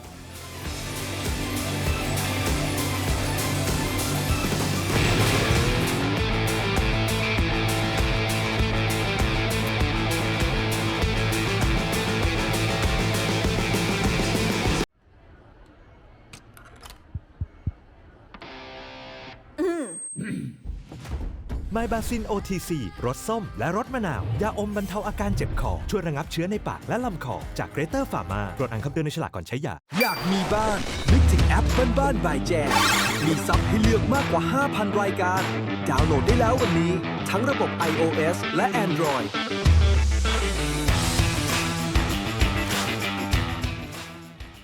กลับมากันต่อนะครับถกไม่เถียงในช่วงของออนไลน์คุณผู้ชมครับพูดคุยกันต่อนะฮะยังอยู่กับนายกสมาคมภูมิภาคศึกษา และอาจารย์ประจำมหาวิทยาลัยธรรมศาสตร์นะครับรองศาสตราจารย์ดรดุลยภาคปรีชารัตน์นะครับรวมถึงคุณเทพไทยเสนพงศ์ซึ่งเป็นนักวิเคราะห์การเมืองอิสระนะครับและอดีตสส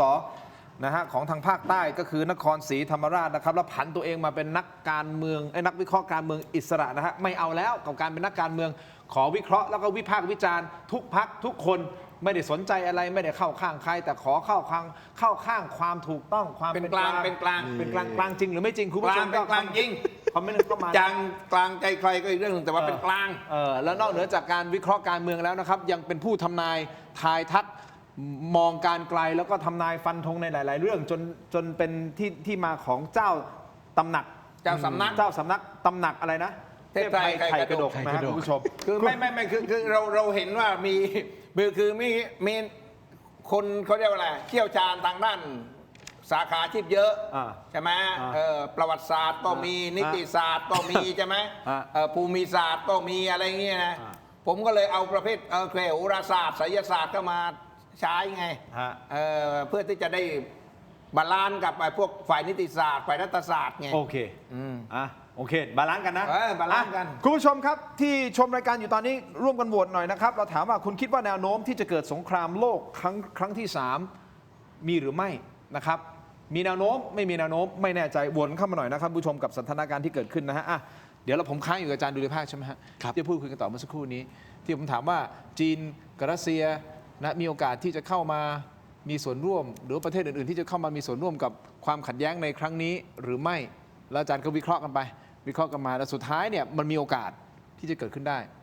ถูกต้องไหมฮะ ครับใช่ครับ แล้วยังไงกันต่ออาจารย์ ผมว่าก็ต้องรอดูนะครับ คือตอนนี้รัสเซียกำลังติดหล่มสงครามกับยูเครนอยู่ก็หลายปีแล้วพลังทางยุทธศาสตร์ของรัสเซียก็ถดถอยลงไปในหลาย ๆ แนวรบย่อย ๆ ของสมรภูมิยูเครน แล้วในแนวรบที่ตะวันออกกลาง รัสเซียก็แฝงฝังอิทธิพลไว้กับระบอบอัสซาสในซีเรีย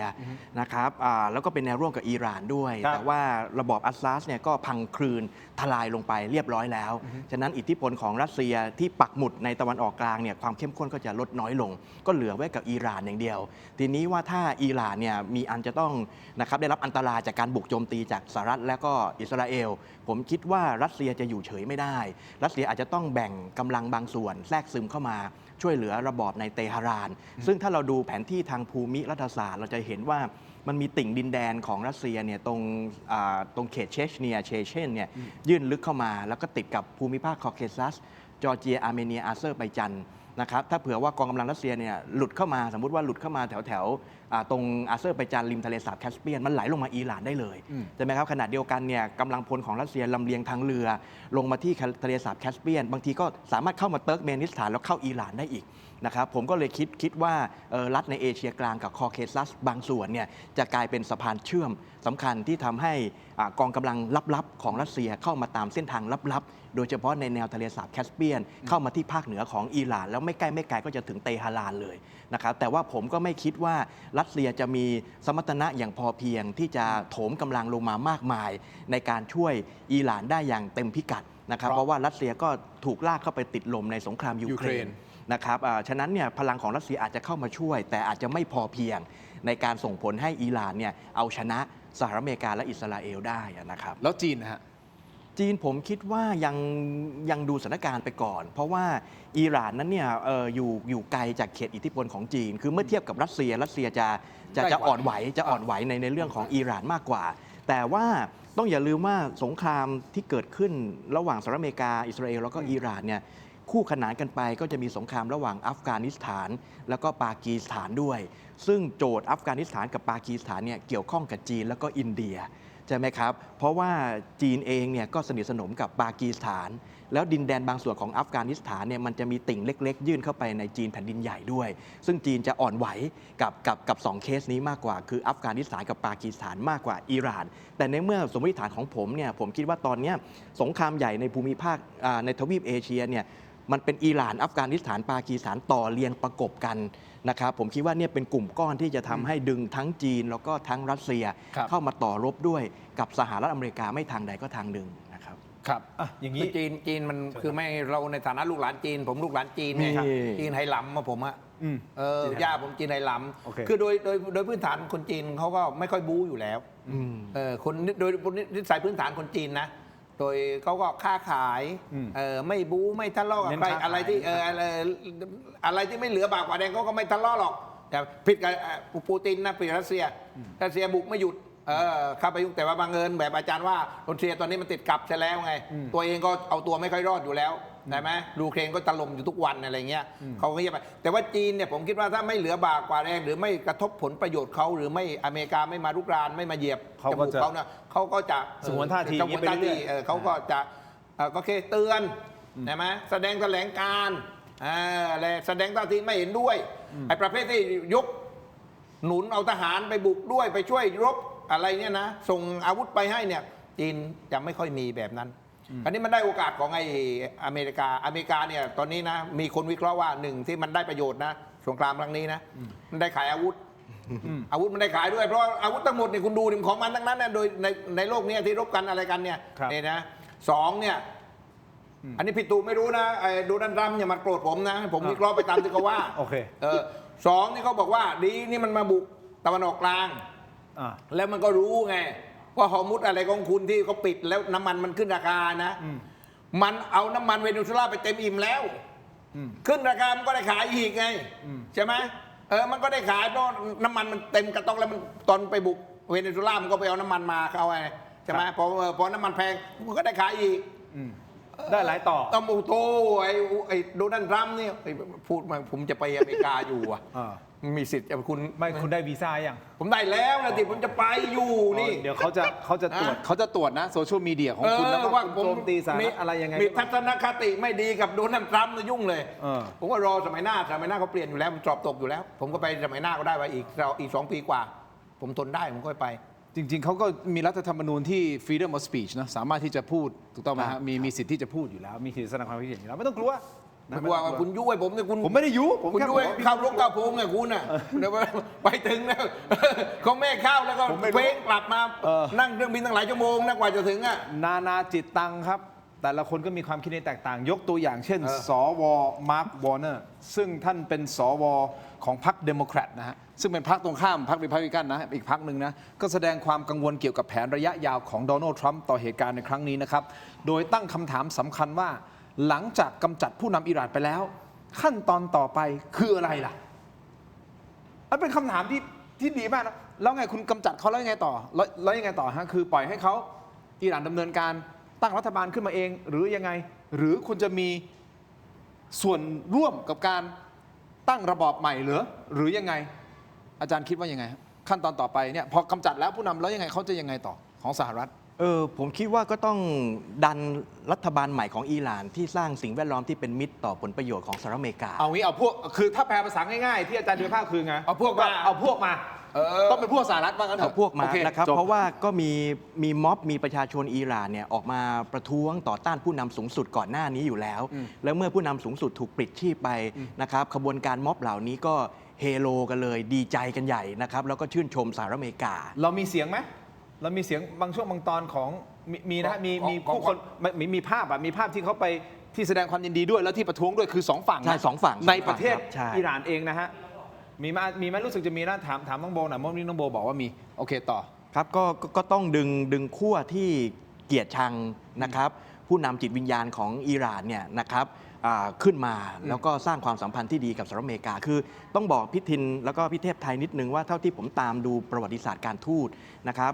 ความสัมพันธ์ระหว่างสหรัฐอิหร่านเนี่ยมันไม่ค่อยสู้ดีมาแต่ไหนแต่ไรแล้วนะครับเช่นในยุคสงครามเย็นเนี่ยนะครับซึ่งมีการปฏิวัติอิหร่านโดยโคเมนีก็มีการจับนักการทูตนะครับสหรัฐอเมริกามาเป็นตัวประกันใช่ไหมครับแล้วในสำนวนโวหารของสหรัฐอเมริกาก็มักจะบอกว่าอิหร่านเนี่ยเป็นรัฐอันตพาลอยู่เนืองๆมันไม่ใช่ยุคโดนัลด์ทรัมป์นะครับก่อนหน้านี้นี่ก็หลาย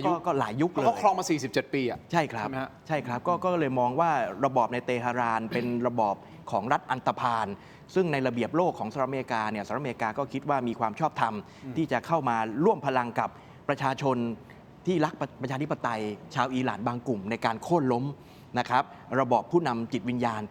ที่เขาบอกว่าเป็นเผด็จการแบบเทวาธิปัตย์นะครับแล้วก็สถาปนาระบอบหุ่นเชิดขึ้นมาผมคิดว่านี่คือสไตล์ของยุทธศาสตร์ของสหรัฐอเมริกาที่เราจะต้องจับตาดูกันต่อไปนะครับคืออเมริกาเนี่ยเขาเรียกว่าคือทุกประเทศมันจะมีสองขั้วมันจะมีสองฝ่ายการนี้ในเตหะรานในอิหร่านเนี่ยของผู้นำสูงสุดของกลุ่มนี้นะที่เขาโค่นล้มไปเนี่ยแน่นอนที่สุดแหละว่าเขาก็ไม่เอาแล้วเขาก็ต้องทำลายมันก็มีพวกฝ่ายค้านใช่ไหม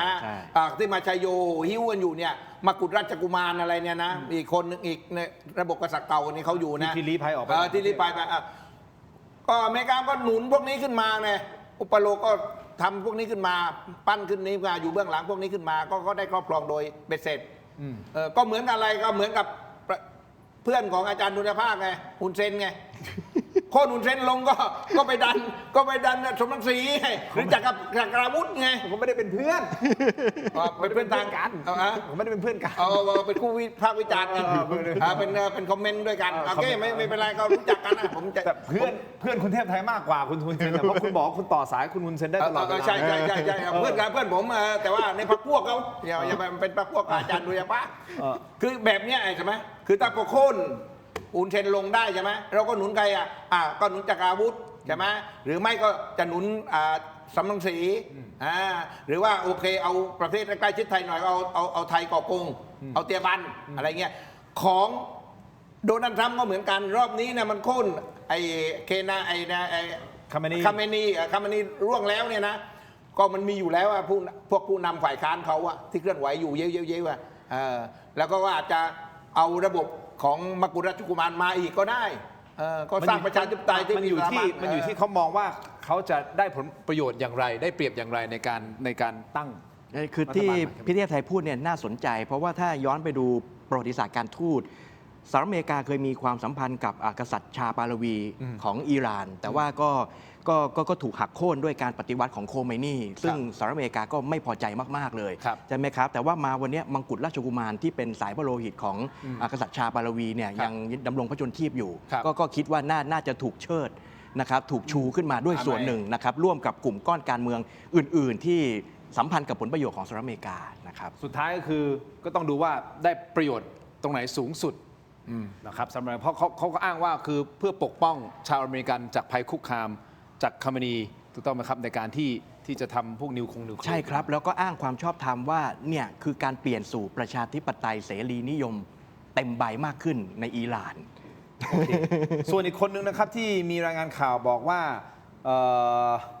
เหตุการณ์ที่เกิดขึ้นนะฮะที่อิหร่านครั้งนี้เนี่ยทำให้ผู้นำอย่างคิมจองอึนแห่งเกาหลีเหนือเกิดความกังวลเฮ้ยทำไมกลัวโดนัลด์ทรัมป์จะมาด้วยอิหร่านไปแล้วเราจะยังไงต่อก็เลยอาจจะนำมาสู่การสะสมหรือเตรียมใช้อาวุธนิวเคลียร์เพื่อป้องกันตัวเป็นไปได้มากน้อยแค่ไหนทั้งสองท่านมองประเด็นนี้คิมจองอึนเนี่ยผมจะคุยมันคุยไม่ค่อยรู้เรื่องว่ะผมจะบอกคิมจองอึนนะคุณถ้าคุณจะต้านอเมริกาถ้ามันจะเอานะคุณสู้ไม่ได้หรอกพูดจริงๆนะผมไม่ได้เข้าถือหางอเมริกานะแต่ว่าโอ้มันใหญ่จริงๆมันเจ้าโลกจริงๆคำว่าเจ้าโลกเนี่ยคุณก็รู้อยู่แล้วมันใหญ่ที่สุดแค่ไหนแล้วมันสำคัญแค่ไหนถ้ามันก็ไม่ได้เจ้าโลกหรอกใช่ไหมเพราะฉะนั้นเนี่ยมันไอ้คิมจองอึนเนี่ยนะผมว่านะทำยึกยักนะแต่ว่าถ้าหากว่าอเมริกามันเขาเรียกว่าอะไรมันตั้งเป้าที่จะล่อนะเรียบร้อยแต่ผมว่ายากนะเพราะมีจีนอยู่ เอาโอเคเอา จีนแผ่นดินใหญ่อยู่ตรงนั้น เออ คุณจะไปทำอย่างนั้น ทำไม น กลัว ด้ ลูกกระสุนฉลับไปจีน ไม่ จีน ผมว่าจีนความสัมพันธ์ระหว่างจีนกับเกาหลีเหนือเขาก็ต้อง เป็นแฟนมากกว่า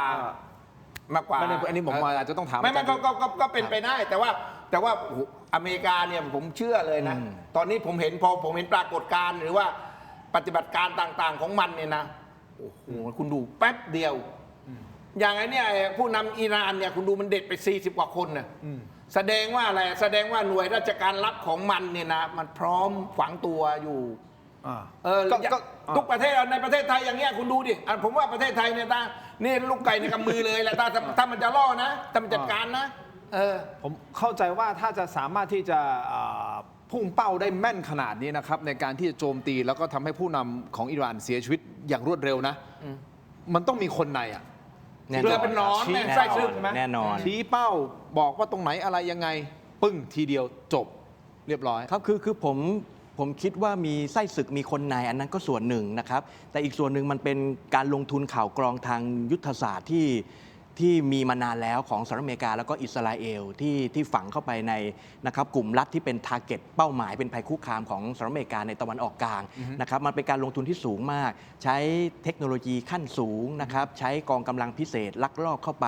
แล้วก็กำหนดนะครับล็อกเป้าหมายขีดวง คือต้องดูรูทีนปฏิบัติของผู้นำสำคัญใช้เวลา นะครับ เป็น ในตะวันออกกลาง ปี ต้องใช้เวลา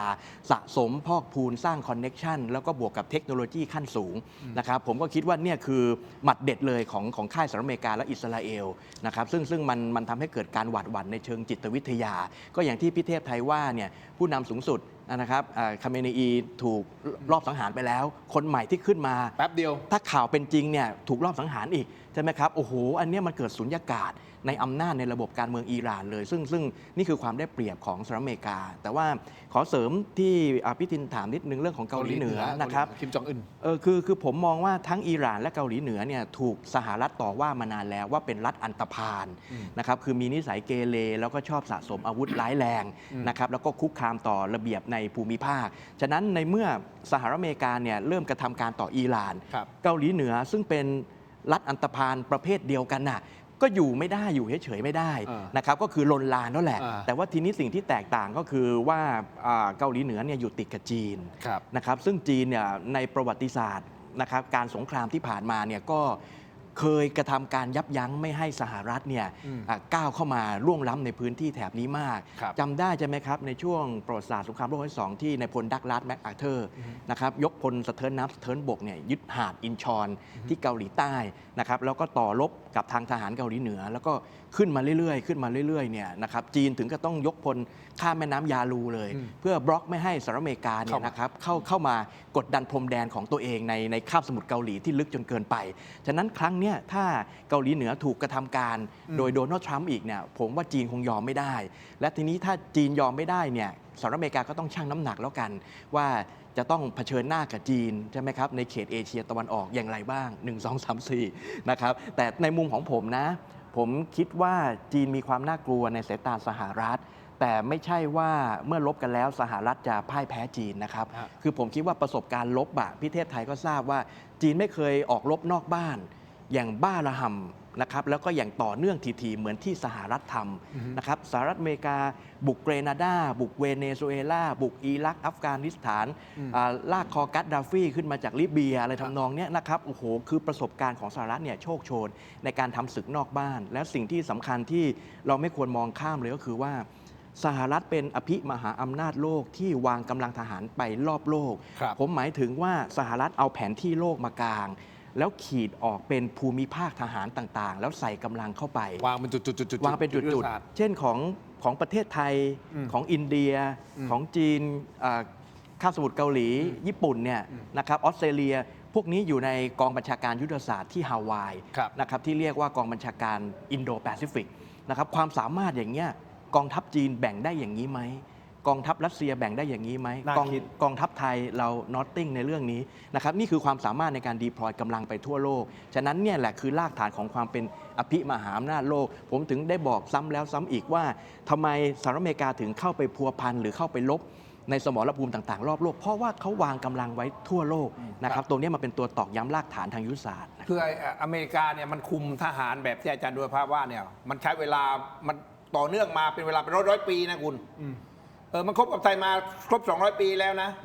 และเพราะฉะนั้นเนี่ยการวางอำนาจตามฐานทัพที่ทั่วโลกเนี่ยมันคุมหมดมานานแล้วจีนมันเพิ่ง50 ปีนะมันที่มาเป็นมหาอำนาจทางเศรษฐกิจแหละนะ50 ปีแล้วถ้าสงครามนะตั้งสงครามเศรษฐกิจอะผมเชื่ออะผมว่าจีนสู้ได้ ใช่ แต่ว่าสงครามทางอาวุธเนี่ยผมว่ามันยากนะจีนน่ะอาวุธของจีนคุณก็รู้เนี่ยประเภทขายเรือดำน้ำไม่มีเครื่องไงขายให้ไทยอ่ะคุณก็เห็นอยู่เนี่ยเอาเครื่องเยอรมันมาขายยังไม่ได้แล้วคุณคิดดูแล้วศักยภาพในการพัฒนาอาวุธมันขนาดไหน อันนี้ไม่ได้บูลลี่จีนนะ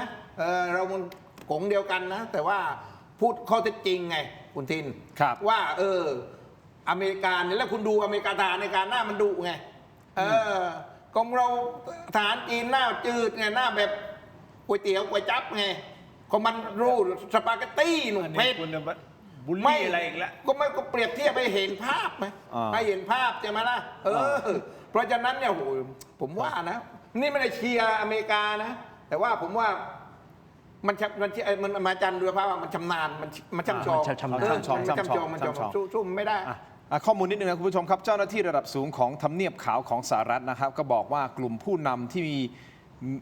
กลุ่มผู้นำใหม่นะที่มีศักยภาพของอิหร่าน เริ่มส่งสัญญาณว่าพร้อมเปิดการเจรจากับสหรัฐ หลังจากที่ผู้นำสูงสุดนะครับคาเมเนอีและเจ้าหน้าที่ระดับสูงหลายคนถูกสังหารจากการโจมตีของสหรัฐและอิสราเอลนะครับประธานาธิบดีโดนัลด์ทรัมป์ยืนยันกับสื่อว่ายังไงท้ายที่สุดแล้วนะครับเขาจะตกลงที่จะคุยและจะพูดคุยกับผู้นำใหม่ของอิหร่าน การออกมาให้ข่าวแบบนี้นั่นหมายความว่าทำเนียบขาวสหรัฐเองทราบแล้วว่าผู้นำใหม่ของอิหร่านคนถัดไปจะเป็นใคร มัน ใช่ วางแผนแล้ว มันวางแผน อั ไว้ น แล้ นี้ ว คือข้อมูลเพิ่มเติมนะเพื่อ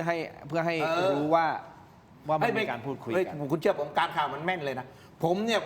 มันบูมมันบอมปึ้มแรกนะ แล้วก็ไอ้โดนัลด์ทรัมป์มาบอกว่า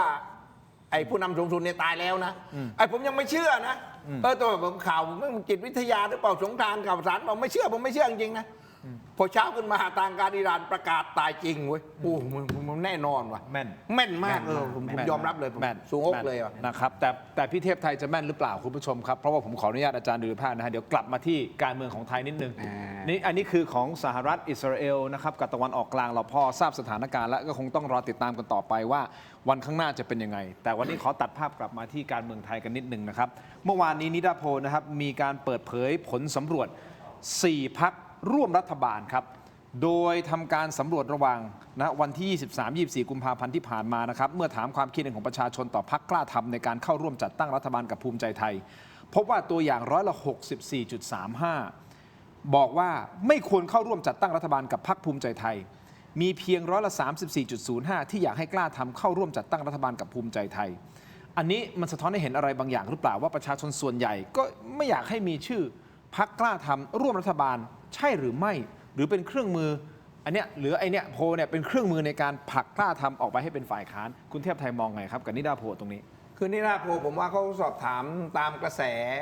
การเมืองไง คือกระแสการเมืองเขาก็เห็นแล้วเนี่ยว่าพรรคภูมิใจไทยจับมือกับพรรคเพื่อไทยอยู่แล้ว แล้วก็เกินครึ่งอยู่แล้วเรามีพรรคเล็กๆมาร่วมรัฐบาล ครับ ก็300 เสียงอยู่แล้ว290 กว่าเสียงอยู่แล้ว ครับ เพราะเวลาไปถามว่าพรรคไหนควรจะร่วมกับพรรคภูมิใจไทยเขาก็เสพข่าวทุกวันก็เพื่อไทยอ่ะสูงสุดเปอร์เซ็นต์ไอ้พรรคอื่นจะเป็นอะไรหนึ่งกล้าทำนะกล้าทำก็ พรรคภูมิใจไทยก็เคลียร์ออกไปแล้วเขาก็โอกาสที่จะร่วมก็น้อยกระแสความรู้สึกของคนก็น้อยใช่ไหม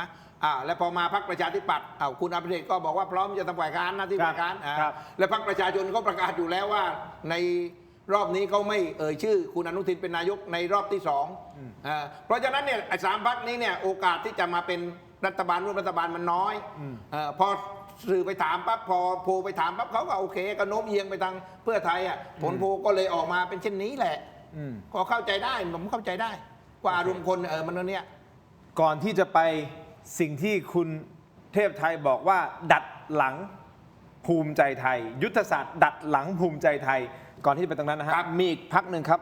พักไทยรวมพลังของคุณกังฟู ป่านนี้ก็ยังไม่มีวิแววที่รัฐบาลจะแบบ จะเอาหรือไม่จะโอเคไหมจะ ตกลงเป็นไงอาจจะเป็นเพราะเขาไปแย่งจุดยุทธศาสตร์จุดหนึ่ง ใช่ ของภูมิใจไทยหรือเปล่าทำให้เขาไม่พอใจหรือเปล่า ก็มันก็ฐานประโยชน์มันทับซ้อนไง คือเขาก็ต้องการ คุณพอประโยชน์ทับซ้อนพื้นที่มันทับซ้อนมันก็สู้กันมาหนักไงพอสู้มาหนักมันอย่างว่าแล้วก็มันมีบาดแผลยังไม่ตกสะเก็ดอ่ะมันก็มีความรู้สึกไงเพราะของไทยกังฟูมันอีสานใต้ไงอีสานใต้ก็คือว่าภูมิใจไทยไงพอภูมิใจไทยฟาดกันมาชนะก็จริงไงแต่ว่าไอ้คนที่ได้รับบาดแผลได้รับสะเก็ดมันก็รู้สึกยังไม่ดีไงมันก็มีความเฉยๆอย่าเพิ่งเอาเข้ามาก่อนนี่ถ้ามันพอแล้วก็ไม่ต้องเข้ามาใช่ไหมเพราะว่ามันก็เลยทำให้ทางไทยรวมพลังของกังฟูมันก็รอเกอร์อยู่เนี่ย ค้างเติ่งอยู่ ค้างอยู่รอขันหมากอยู่ทางนี้ไม่ไปขอสักทีไงไม่ขันหมากหรือเปล่าไม่รู้นะเนี่ยนี่แหละแต่ไทยรวมพลังคือวันนั้นคุณกังฟูก็มานั่งอยู่ตรงนี้นะครับเขาบอกว่าหนึ่งในนโยบายหลักๆของพรรคเลยคือการดูแลพ่อแม่พี่น้องชายแดน ต่างประเทศที่มีผลกระทบ ชายแด จาน กกัมพูชา อันนี้สำคัญเพราะเขาบอกว่ายังมีความเดือดร้อนตรงนี้เพราะฉะนั้นถ้าสมมติเกิดรัฐบาลภูมิใจไทยมีนโยบายในการที่จะดูแลพ่อแม่พี่น้องตรงนี้แล้วก็จัดการเรื่องของกัมพูชาเขาก็ไม่มีปัญหาในการที่จะร่วม แต่ประเด็นคือตอนนี้เขาไม่ขอให้มาร่วมไงเขาจะไม่ขอทางนี้ก็ได้แบะท่าเต็มที่ทางนู้นไม่ขอทันทีใช่ไหมล่ะคือเหตุผลที่ไทยกังฟูอธิบายเพื่อจะร่วมรัฐบาลกับพรรคภูมิใจไทยได้ก็คือว่านโยบายชายแดนเหมือนกันเพราะกังฟูที่มันได้คะแนนมากก็เพราะมันอยู่แต่ชายแดนไงมันเฝ้าแต่ชายแดนไงใช่ไหมล่ะแล้วก็โฟนอินกับทีวีช่องต่างๆก็เรื่องชายแดนมันก็เลยได้คะแนนไงไอ้เรื่องอื่นผมไม่ว่านะกระสุนดินดำอะไรก็อีกเรื่องหนึ่งแต่ว่าถ้าพูดถึงท่าทีเนี่ยมันก็สอดคล้องกับนโยบายของพรรคภูมิใจไทยเพราะพรรคภูมิใจไทยมันก็เน้นนโยบายชายแดนเพราะต้องการกระแสชาตินิยมใช่ไหมโหนกระแสชาตินิยมโหนกระแสรักชาติไงก็มีความรู้สึกว่าโอเคมันเหมือนกันอ่ะกากีนังอ่ะโอเคอย่างนี้อาจารย์ลุยภาคครับมาพูดถึงกัมพูชาต้องอาจารย์ลุยภาคนิดนึงสั้นๆนิดนึงนะครับอาจารย์ลุยภาคคิดว่ากัมพูชาตอนนี้เขาเฝ้าติดตามแล้วเขากำลังวางแผนอะไรหรือเปล่าหลายคนมีการวิเคราะห์ว่าเขาอาจจะใช้เวลาช่วงเนี้ยที่ไทยก็ยังวุ่นวายในเรื่องของการเมืองนะครับตุนอาวุธเสริมกำลังเพราะยังมีความเคลื่อนไหวเรื่องของกำลังในชายแดนอาจารย์วิเคราะห์ยังไงในประเด็นนี้ไทยห้ามประมาทในประเด็นไหนผมว่าไทยก็ห้ามประมาทนะครับเพราะว่าเป้าสูงสุดของกัมพูชาเนี่ยก็คือการเอาดินแดนคืนนะครับคือเขาคิดว่าศึกปะทะรอบล่าสุดประเทศไทยได้เปรียบมากในการควบคุมดินแดนอธิปไตยแล้วระบอบฮุนเซนฮุนมาเน่ก็ต้องไปตอบคำถามกับประชาชนของเขานะครับว่ารัฐบาลมีความคืบหน้าอย่างไรบ้างนะครับในการต่อสู้กับทางประเทศไทยในการทวงคืนดินแดนอันนี้ในมุมคิดของกัมพูชาฉะนั้นเขาก็ต้องสะสมอาวุธยุทโธปกรณ์ซ่อมเส้นทางส่งกำลังบำรุงอะไรต่างๆแต่ว่าระหว่างเนี้ยเขายังไม่กล้าที่จะเปิดศึกอย่างเต็มอัตราศึกนะครับคือขนพยุหโยธาแล้วก็ปะทะกับไทยพรมแดนทางบกราว800กิโลเมตรเลยในหลายๆจุดเขายังไม่กล้าเพราะว่าการปะทะรอบล่าสุดกองทัพเขมรบอบช้ำมากนะครับจำเป็นจะต้องฟื้นฟูพละกำลังแต่ระหว่างนี้สิ่งที่เขาทำก็คือการเดินเกมทางการทูตนะครับฮุนมาเนตพยายามจะเดินสายไปต่างประเทศแล้วพยายามจะไปเอาหลักฐานใหม่ๆจากทางฝรั่งเศสซึ่งเป็นแผนที่หรือเป็นเอกสารทางประวัติศาสตร์ทางเราก็ไม่ใช่ว่าไม่รู้ท่านศรีศักดิ์วงศ์เกตแก้วก็เดินสายทางการทูตไปหาฝรั่งเศสไปยื่นชุดไทยเป็นมรดกโลกกับยูเนสโกนะครับคือทำอย่างทุกอย่างนะครับกัมพูชาเปิดปฏิบัติการทางการทูตวัฒนธรรมเราก็ทำด้วยเช่นกันนะครับเพื่อไม่ให้กัมพูชาเนี่ยได้เปรียบเราแล้วซึ่งท่านศรีศักดิ์ก็ทำได้ค่อนข้างดีนะครับตรงนี้ก็ทำให้อาวุธหมัดเด็ดในช่วงนี้ที่กัมพูชาใช้ออกฤทธิ์เนี่ยมันก็ไม่สำลิดผลสักเท่าไหร่พอมาเรื่องของอาวุธยุทโธปกรณ์ทางการอาหารก็ต้องใช้เวลาอีกนะครับในการเสริมสร้างความแข็งแกร่งฉะนั้นผมคิดว่าในช่วงเวลาเนี้ยยังไงกัมพูชาก็ไม่มีพละกำลังอย่างเหลือล้นที่จะมาสู้กับเราได้เหมือนรอบที่ผ่านมาแต่อย่าประมาทเพราะผมเชื่ออย่างนี้ครับว่าสบช่องสบโอกาสเนี่ยเขาอาจจะเปิดยุทธภูมิขนาดเล็กได้นะครับเช่นแถวตาเมืองทมใกล้ๆพระวิหารหรือตรงช่องบกแล้วเขาจะสื่อสาร2ทางนะครับคือเป็นการลบที่สัมพันธ์กับศิลปะการแสดงของเขาหนึ่งก็คือเขาจะบอกชาวโลกว่าประเทศไทยรังแกเขาอีกแล้วประเทศไทยลุกลานเขาแล้วก็ให้สหประชาชาติเนี่ยเข้ามานะครับแต่ขณะเดียวกันเขาจะบอกกับประชาชนเขาว่าสมเด็จทิบดีฮุนมาเนตสมเด็จอัครมหาเสนาบดีเตโชฮุนเซนเก่งกล้าสามารถแค่ไหนในการสู้รบบัญชาการรบทวงคืนดินแดนจากเสียมนะครับแล้วถ้ารบกันไปรบกันมาเนี่ยเขาอาจจะแปลงสารให้ประชาชนรับรู้ได้ว่าเขาชนะทหารไทยถึงแม้ว่าในภาคพื้นดินเขาอาจจะพ่ายแพ้นะครับแต่เขาจะจำกัดเป็นยุทธภูมิขนาดเล็กเขาจะไม่เปิดศึกในหลายๆจุดเหมือนกับการปะทะรอบล่าสุดที่ผ่านมาครับต้องติดตามกันต่อไปนะฮะคุณผู้ชมกัมพูชานะครับแต่ตัดภาพกลับมาที่กรุงเทพไทยครับเสนอแผนดัดหลังภูมิใจไทย เอาแหละรัฐบาลใหม่เข้ามาก็จะต้องดูแลเรื่องของกัมพูชาก็เป็นอีกหนึ่งโจทย์ของรัฐบาลนะฮะคุณผู้ชมครับ เพราะฉะนั้นคุณเทพไทยบอกว่าจะดัดหลังภูมิใจไทยโดยเสนอให้พรรคเพื่อไทยประกาศถอนตัวจากการร่วมรัฐบาลกับภูมิใจไทยแล้วไปจับมือกับพรรคกล้าทำประกาศว่าจะไม่สนับสนุนคุณอนุทินชาญวีรกุลเป็นนายกด้วยการงดออกเสียง ซึ่งแผนนี้จะทำให้คุณอนุทินได้คะแนนไม่ถึง 250 เสียง และทำให้รายชื่อของคุณอนุทินในฐานะนายกรัฐมนตรีก็ตกไป อันนี้คุณโพสต์อย่างนี้นะ อันนี้คือสรุปรวมๆเป็นอย่างนี้นะ มันจะเป็นไม่ได้เหรอครับ คุณเทพไทยถามจริงเหรอที่คุณบอกว่าจะดัดหลังภูมิใจไทย เดี๋ยวผมจะคุยกับคุณอนุทินก่อนจะวิเคราะห์เดี๋ยวจะ คุณลองวิเคราะห์หน่อย เดี๋ยวจะเครื่องผมไม่ใช่อะไร เออ อย่างนี้นะ ยังไง เสียหนู ยังรอเลยดูดิ เสียหนู อ่า ไอ้ที่ผมวิเคราะห์เนี่ยคือสมมุติว่าผมเป็นพรรคร่วมรัฐบาลด้วยเป็นตอนนี้เป็นสสอยู่ด้วย แล้วกรณีที่คุณได้รับการเลือกตั้งมา 193 แล้วคุณเนี่ยแหม่ยิงทรนงเหลือเกิน ฮะ หล่อเลือกได้ พอคุณเอาพรรคเพื่อไทยเข้ามาได้ปั๊บคุณก็ตัดสายสัมพันธ์กับพรรคกล้าทำแล้วคุณก็อ้างคนโน้นคนนี้กระแสข่าวนะไม่ใช่คุณกระแสข่าวก็บอกว่าจะเอาพรรคนั้นจะเอาพรรคนี้แล้วก็เอาคนนั้นก็เป็นรัฐบาลไม่ได้คนนั้นเป็นรัฐมนตรีไม่ได้คนนี้ก็เป็นรัฐมนตรีได้คุณตั้งกติกาเยอะ คุณประเภทหล่อเลือกได้ ครับ คราวนี้ถ้าผมเป็นพรรคการเมืองต่างๆนะผมรู้สึกหมั่นไส้ไงหมั่นไส้คุณว่าคุณแหมมันเกินไปมั้งเนี่ยได้มา 193 คุณพูดขนาดนี้ ถ้าได้ 150 คุณไม่ถึงขนาดนี้ละมั้งผมก็เลยบอกถ้าผมเป็นพรรคเหล่านี้นะ ผมจะใช้วิธีการจากที่คุณที่บอกว่าหล่อเลือกได้เนี่ยผมจะให้คุณมาชูงกกับผมหมอบคลานมาคุยกับผม อย่างนั้นเลยเหรอ วิธีการหมอบคลานเลยเหรอ มาคุยกับผมยังไงก็คุณไม่ นี่คือหลักคิดเหรอครับ วิธีคิดของผม ว่าต้องทำยังไงให้ภูมิใจไทยเนี่ยหมอบคลานกับมหาเดี๋ยวก่อนนะเขา193 เสียงนะ 193 จะทำให้เขาหมอบคลานมาเลย เจ เหรอ ร ฮะ จาต้องมาเจรจาน่ะ เอาอย่างนี้ จะต้องมาเจรจาอย่างไรแป๊บหนึ่งฮะ ขายของ ขออนุญาตขายของก่อน เอาขายก่อน เดี๋ยวคุณผู้ชม พัก ฟัง เบรก อย่างนี้เลยเหรอคุณจะเขาหมอบเข้ามาเลย แล้วคุณอนุทินอย่าเพิ่งไปไหนนะดูจองนี้แหละจองไว้ก่ แล้ว อ มัน น จะเป็นไปได้เหรอ ฮะ หมอบขนาดแล้วอาจารย์ดูเลยว่าหัวเราะอย่าง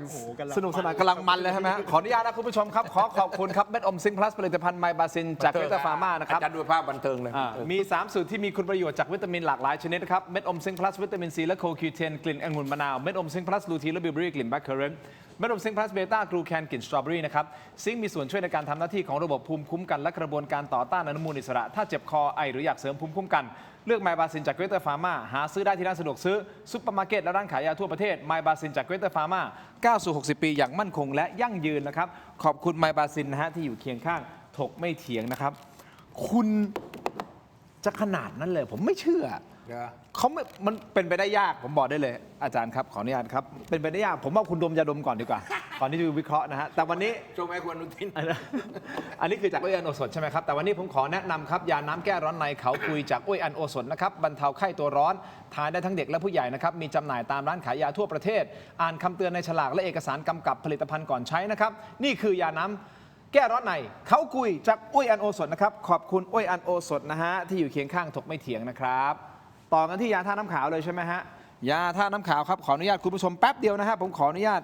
มอบของดีๆจากผู้ใหญ่ใจดีสปอนเซอร์รายการนะครับไม่งั้นเราอยู่ไม่ได้จริงๆเลยนะครับขอบคุณนะฮะนี่ฮะยาท่าน้ำขาว 49 บาทฝาสีฟ้าตราห่านคู่นะครับมอบให้ทั้งสองท่านเลยนะครับยาท่าน้ำขาว 49 บาทฝาสีฟ้าตราห่านคู่มาตรฐานสากลนะครับหาซื้อง่ายตามร้านขายยาแผนปัจจุบันทั่วไปราคาเพียง 49 บาทเข้าถึงง่ายจาก HK Pharmaceutical นะครับนี่คือยาท่าน้ำขาวที่แก้ท้องอืดท้องเฟ้อรักษาลำไส้อักเสบนะครับฆ่าเชื้อโรคในลำไส้ด้วยนะครับยาท่าน้ำขาว 49 บาทฝาสีฟ้าตราห่านคู่นะครับขอบคุณมากๆนะครับห่านคู่ที่อยู่เคียงข้างถกไม่เถียงนะครับอีกอันหนึ่งฮะคุณผู้ชมครับใครกำลังมองหาบ้านหรือคอนโดนะครับแนะนำแอปบ้านๆได้เลยนะครับแอปบ้านๆ by Jam ครับเป็นแอปค้นหาอสังหาจากเครือเจมาร์ทกรุ๊ปครับมีทรัพย์ให้เลือกมากกว่า 5,000 รายการนะครับทั้งบ้านทั้งคอนโดทำเลดีลดสูงสุดถึง 15% ใช้ง่ายด้วยนะครับค้นหาตามงบและทำเลได้ทันทีนะฮะและนัดดูทรัพย์ผ่านแอปได้ฟรีนะครับใครที่กำลังหาบ้านดีทำเลโดนราคาถูกโหลดแอปบ้านๆโหลดแอปบ้านๆติดเครื่องไว้ได้เลยนะครับดูรายละเอียดเพิ่มเติมได้ที่ Facebook ถกไม่เถียงรวมถึง Facebook และ YouTube Tero Digital นะครับขอบคุณมากๆครับแอปบ้านๆ by Jam เป็นแอปค้นหาอสังหาจากเครือ Jmart Group นะครับขอบคุณมากๆเลยนะครับขอบคุณนะฮะที่บอกว่าทินขายของเก่งนะครับผมอยากให้คุณซื้อของเก่งด้วยนะครับขอบคุณมากเลยนะครับต่อกันที่ เติมความเข้มเต็มรสกาแฟด้วยกาแฟบัดดี้ดีนเอ็กซ์ตร้าเบลนด์นะครับกาแฟดำคั่วสูตรเข้มนะฮะนี่คือสูตรเข้มข้นที่หอมอร่อยเข้มสะใจนะครับชงดำก็อร่อยเติมนมก็อร่อยลงตัวนะฮะทดลองบัดดี้ดีนเอ็กซ์ตร้าเบลนด์หอมเข้มขมไม่เปรี้ยวในราคาคุ้มค่าเพียง129 บาทได้มากถึง165 กรัมนะครับสุดคุ้มนะฮะจริงๆนะฮะสุดคุ้มนะครับขนาดนี้ต้องลองแล้วนะฮะวันนี้ที่ 7-Eleven ทั่วประเทศบัดดี้ดีนอร่อยเข้มไม่เปรี้ยวเต็มรสกาแฟนะครับคุณผู้ชมบอกว่าแจกคุณภูศรีบอกว่าแจกคอนโดไม่ได้แจกคอนโดฮะแจกแอปครับแจกแอป แอปฟรีนะครับแอปฟรีนะครับ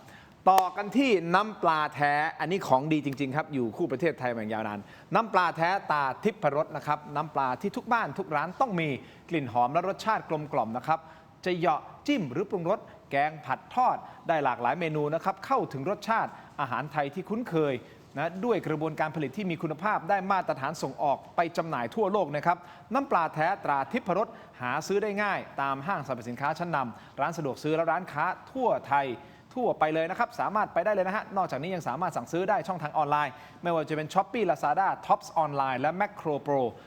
มีจำหน่ายทั้งแบบขวดเดี่ยวนะฮะรวมถึงแบบเป็นชุดด้วยใช่ไหมฮะอันนี้ขวดเดียวแล้วมันขาดหายไปขอบคุณมากครับคุณผู้ชมครับนี่คือทิพรสขอบคุณมากๆเลยนะครับต่อกันที่ BrainTech Tri Screen นะครับจอเสริมสุดล้ำที่ทำงานพร้อมกันทั้ง4หน้าจอในเวลาเดียวกันคุณผู้ชมครับนี่คือ BrainTech Tri Screen นะครับด้วยความคมชัดระดับ Full HD และการเชื่อมต่อที่ง่ายสุดๆครับเพียงเสียบสาย USB Type C ก็พร้อมใช้งานได้ทันทีนะครับน้ำหนักเบาด้วยพกพาสะดวกครับกดเข้าไปที่หน้า Facebook Tero Digital นะครับอย่าพลาดฮะถ้าตอนสั่งซื้อเนี่ยถ้าคุณสนใจนะใส่โค้ด Let's Play AI Let's Play AI นะครับรับส่วนลดทันที 2,000 บาทนะครับขอบคุณมากๆครับขายดีฮะขายดีฮะโฆษณาเยอะจังเป็นสปอนเซอร์ขอบคุณมากครับถ้าไม่มีสปอนเซอร์เหล่านี้เราไม่สามารถทำรายการได้และไม่มีแขกรับเชิญที่มีคุณภาพอย่างคุณเทพไทยอาจารย์นุริภาคมานั่งรายการได้นะครับต้องขอบคุณจริงๆฮะเราสปอนเซอร์นะครับคุณผู้ชมครับอีกนิดเดียวสั้นๆนิดเดียวฮะไปที่ Shopee Lazada TikTok รวมถึง Facebook ครับพิมพ์คำว่าชน CHOL ครีมทามือครับนี่คือครีมทามือสูตรน้ำมันหอมระเหยแท้ครับมีแต่น้ำมันหอมระเหยแท้ที่มาจากธรรมชาติเท่านั้นในครีมทามือนะครับที่เป็นสูตรซ่อมแซมฟื้นฟูลดริ้วรอยได้นะครับนี่ฮะชนอโรมาทิกเป็นแบรนด์เครื่องหอมนะฮะที่เราขายมาหลายปีแล้วนะครับและส่วนมากผมขายในห้างสรรพสินค้าศูนย์การค้าชั้นนำไม่ว่าจะเป็นไอคอนสยามเซ็นทรัลเวิลด์เอ็มคอร์เทียนะครับแล้วก็สยามพารากอนนะฮะรวมถึงเทอร์มินอลด้วยนะฮะ King Power เราก็ขายเพราะฉะนั้นชาวต่างชาติยอมรับผลิตภัณฑ์ของผมนี่เป็น1ใน50 SKU ประมาณ50กว่า SKU ที่ผมมีนะเป็นหนึ่งในนั้นเท่านั้นแต่ว่ามันเป็นตัวที่เปิดใจง่ายเข้าใจง่ายเพราะมันเป็นครีมทามือที่ผมเชื่อว่าหลายท่านก็ใช้ใครที่เป็นสายอโรมาลองดูนะครับเรามีน้ำมันหอมระเหยแท้อยู่ในครีมทามือเท่านั้นฮะราคาเอื้อมถึงได้คุ้มค่าแน่นอนลองเข้าไปดูนะครับ Lazada Shopee นะ TikTok รวมถึง Facebook พิมพ์คำว่า CHOL ครีมทามือแล้วไปดูนะครับขอบคุณมากๆครับอย่าเพิ่งรำคาญนะครับไม่งั้นเราอยู่ไม่ได้ครับขอบคุณมากครับต่อพี่เทพไทยตกลงคุณจะดักหลังภูมิใจไทยยังไงคือผมเสนอสูตรอย่างนี้ คือก่อนหน้านี้เนี่ยมันมีนักวิชาการเสนอสูตรว่ารัฐบาลนะควรจะตั้งรัฐบาลไฟจราจรไฟจราจรความหมายคือแดงก็คือเพื่อไทยแล้วก็มีพรรคประชาชนแล้วก็มีพรรคกล้าทำสวนไปเลยสวนภูมิใจไทยเลยมาก็ตั้งนี้แล้วก็พอตั้งเสร็จแล้วก็ประกาศยุบสภาโดยให้พรรคประชาชนเนี่ยเป็นแกนนำแล้วก็บอกว่าเป็นนายกแล้วก็บอกว่าจะยุบสภาถ้าตั้งเสร็จคราวนี้เนี่ยผมในฐานะนักวิเคราะห์ข้างสนามเนี่ยนะไม่ได้เป็นนักมวยขึ้นชกหรอกเป็นกองเชียร์ผมก็มองว่าไอ้แบบนั้นเนี่ยมันเป็นไปได้ยากเพราะหนึ่งเนี่ยนะพรรคประชาชนเนี่ยเขาสัญญากันกับประชาคมกับสาธารณชนไว้แล้วว่าถ้าเขาไม่ได้ที่หนึ่งเนี่ยเขาไม่แย่งจัดตั้งรัฐบาลแน่ใช่ไหมสองถ้ามีพรรคกล้าทำอยู่ด้วยเขาก็ไม่ร่วมอันนี้เพราะฉะนั้น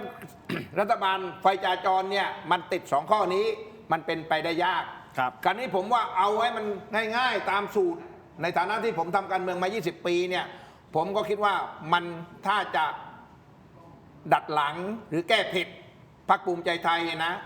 วิธีการก็คือคุณต้องคุยกันในพรรค2 พรรคผมขอ2 พรรคเท่านั้นคือพรรคเพื่อไทยกับพรรคกล้าทำโดยพรรค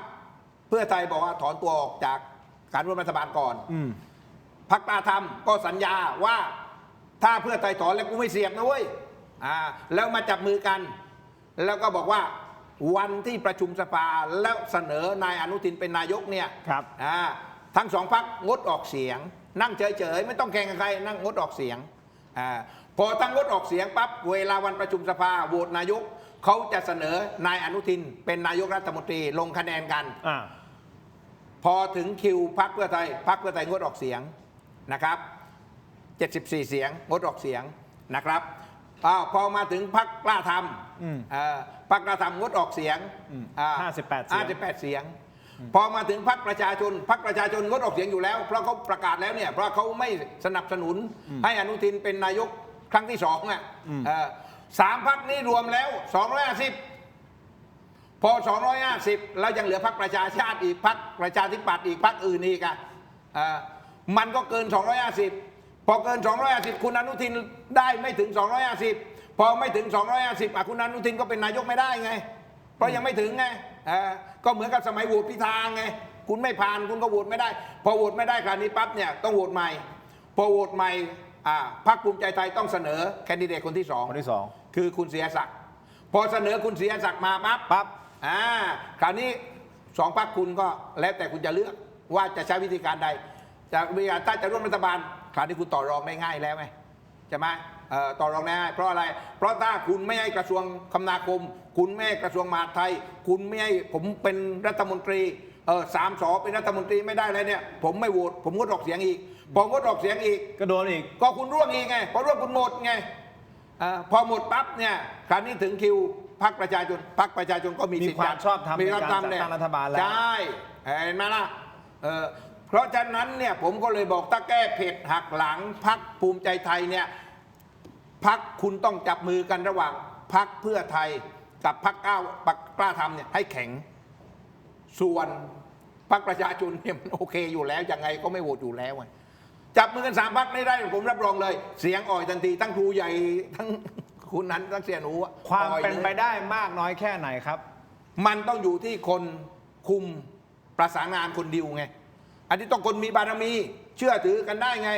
เหมือนอะไรเหมือนครั้งหนึ่งที่พลิกขั้วสมัยรัฐบาลอภิสิทธิ์คุณจำได้ไหมล่ะที่พลิกขั้วคุณเนวินได้มาโหวตให้คุณอภิสิทธิ์อันนั้นกำนันสุเทพเป็นผู้จัดการกำนันสุเทพประเภทถึงลูกถึงคนประกบคุณอนุทินบินไปถึงฮ่องกงไปลอนดอนนู่นเจรจากันจนเสร็จ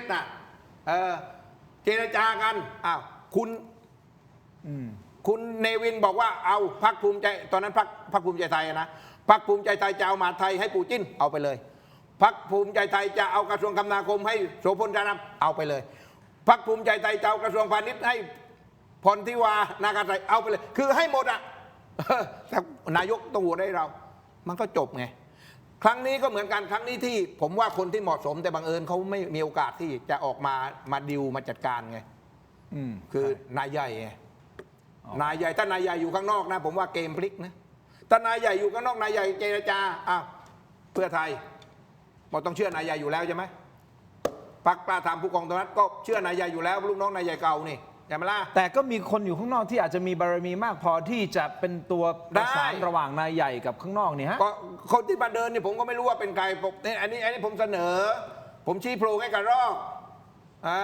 ไม่ใช่คุณนั่งเอามือเอาเท้าอย่างผู้กองทำนั่งไว้เมื่อไหร่เขาจะมาเชิญเข้าร่วมรัฐบาลเมื่อไหร่จะมาเชิญไม่ใช่มานั่งโอดครวญอยู่อย่างนี้แล้วก็พรรคเพื่อไทยไม่ใช่ว่าพอเขาเสนอชื่อไปเพื่อนตีกลับเสนอชื่อเพื่อนตีกลับอย่างเนี้ยคุณไม่มีแต้มต่อเลยคุณไม่มีอะไรต่อรองเลยคุณเอาแบบผมดิแม่น่าจะตั้งผมเป็นที่ปรึกษาบ้างนะผมจะได้จัดการให้เลยผมรับรองเลยถ้าเป็นแบบนี้แต่ผมว่าตามแผนผมว่านะครูใหญ่เสียนหูแกนนำพรรคภูมิใจไทยอยู่ไม่ติดกันแล้วกันซึ่งแผนแบบนี้มันจะเกิดขึ้นได้ง่ายกว่ารัฐบาลไฟจราจรใช่ไหมได้กว่าเยอะง่ายกว่าเยอะมันเป็นไปได้มากกว่าเยอะอันนี้มันสมูทกว่ามันเป็นไปตามวิถีทางตามรัฐธรรมนูญไม่ได้หักใครสง่างามคุณจัดไม่ได้เขาไม่โหวตให้คุณไงไม่คุณมีวงในกับพวกสงครามพรรคนี่ไหมช่วยส่งข่าวมาหน่อยดิหรือว่าเขาดูรายการเราอยู่ดูแม่ไม่รู้อะเดี๋ยวคุณไม่สืบว่าพรรคแกนนำพรรคไหนดูรายการเราบ้างผมจะได้ส่งข่าวไปมีไหมผมว่ามีมันน่าจะมีบ้างนะก็มีดูแหละดูย้อนหลังดูย้อนหลังก็มีทุกพรรคแหละที่เขาดูถ้าหากว่าจะขอคำปรึกษาติดต่อผมไม่ได้ติดต่อผ่านทินไม่คิดค่าไหนหน้า ผมไม่เกี่ยว ไม่วันคุณจะติดต่อผมไง ผมไม่เกี่ยว เขาติดต่อผมไม่ได้ ก็ไม่รู้ว่าเขา ผ เอา ม แน เนี่ วย ปิดรับโทรศัพท์อ่ะ ไอแนวทางนี้มันจะเกิดขึ้นได้หรือเปล่า ผมก็ไม่แน่ใจนะ ผมฟังดูแล้วนี่คือมันต้องหักแบบหัก หักอะไร ดิ มันไม่หักอะไรเลย อ้าว คือ เพื่อไทยก็คุยเรียบร้อยแล้วออกแถลงข่าวใหญ่โตอาจารย์เชนจับมือเช็คแฮนด์เรียบร้อยถึงเวลาปุ๊บคุณหักเลย ไม่ได้หักคุณก็บอกว่าบังเอิญว่ามวลชนไม่ยอมรับโดยเฉพาะเคถุยเนี่ยนะเคสามถุยไม่ยอมรับ มวลชนไม่ยอมรับ ผมก็ต้องฟังเสียงประชาชน คือเวลาที่จะอธิบายมันมีเหตุผลเสมอใช่ไหมพอไม่ยอมรับก็ขอทบทวนก่อนแต่ว่าลึกๆเพราะอะไรเพราะคุณตีกลับ คุณฟิกว่าไอ้คนนี้เปลี่ยนคนนี้ไม่เอาคนนี้ไม่เอาจะไม่เอาอาเจกผมใช่ไหมล่ะจะไม่เอาเฮียสมศักดิ์ผมโครงการวัวโคล้านตัวอะไรเงี้ยจะไม่เอาพิเศษผมอย่างเงี้ยแล้วพวกนี้พิเศษคุณว่าเป็นใครอะเลขาธิการพรรค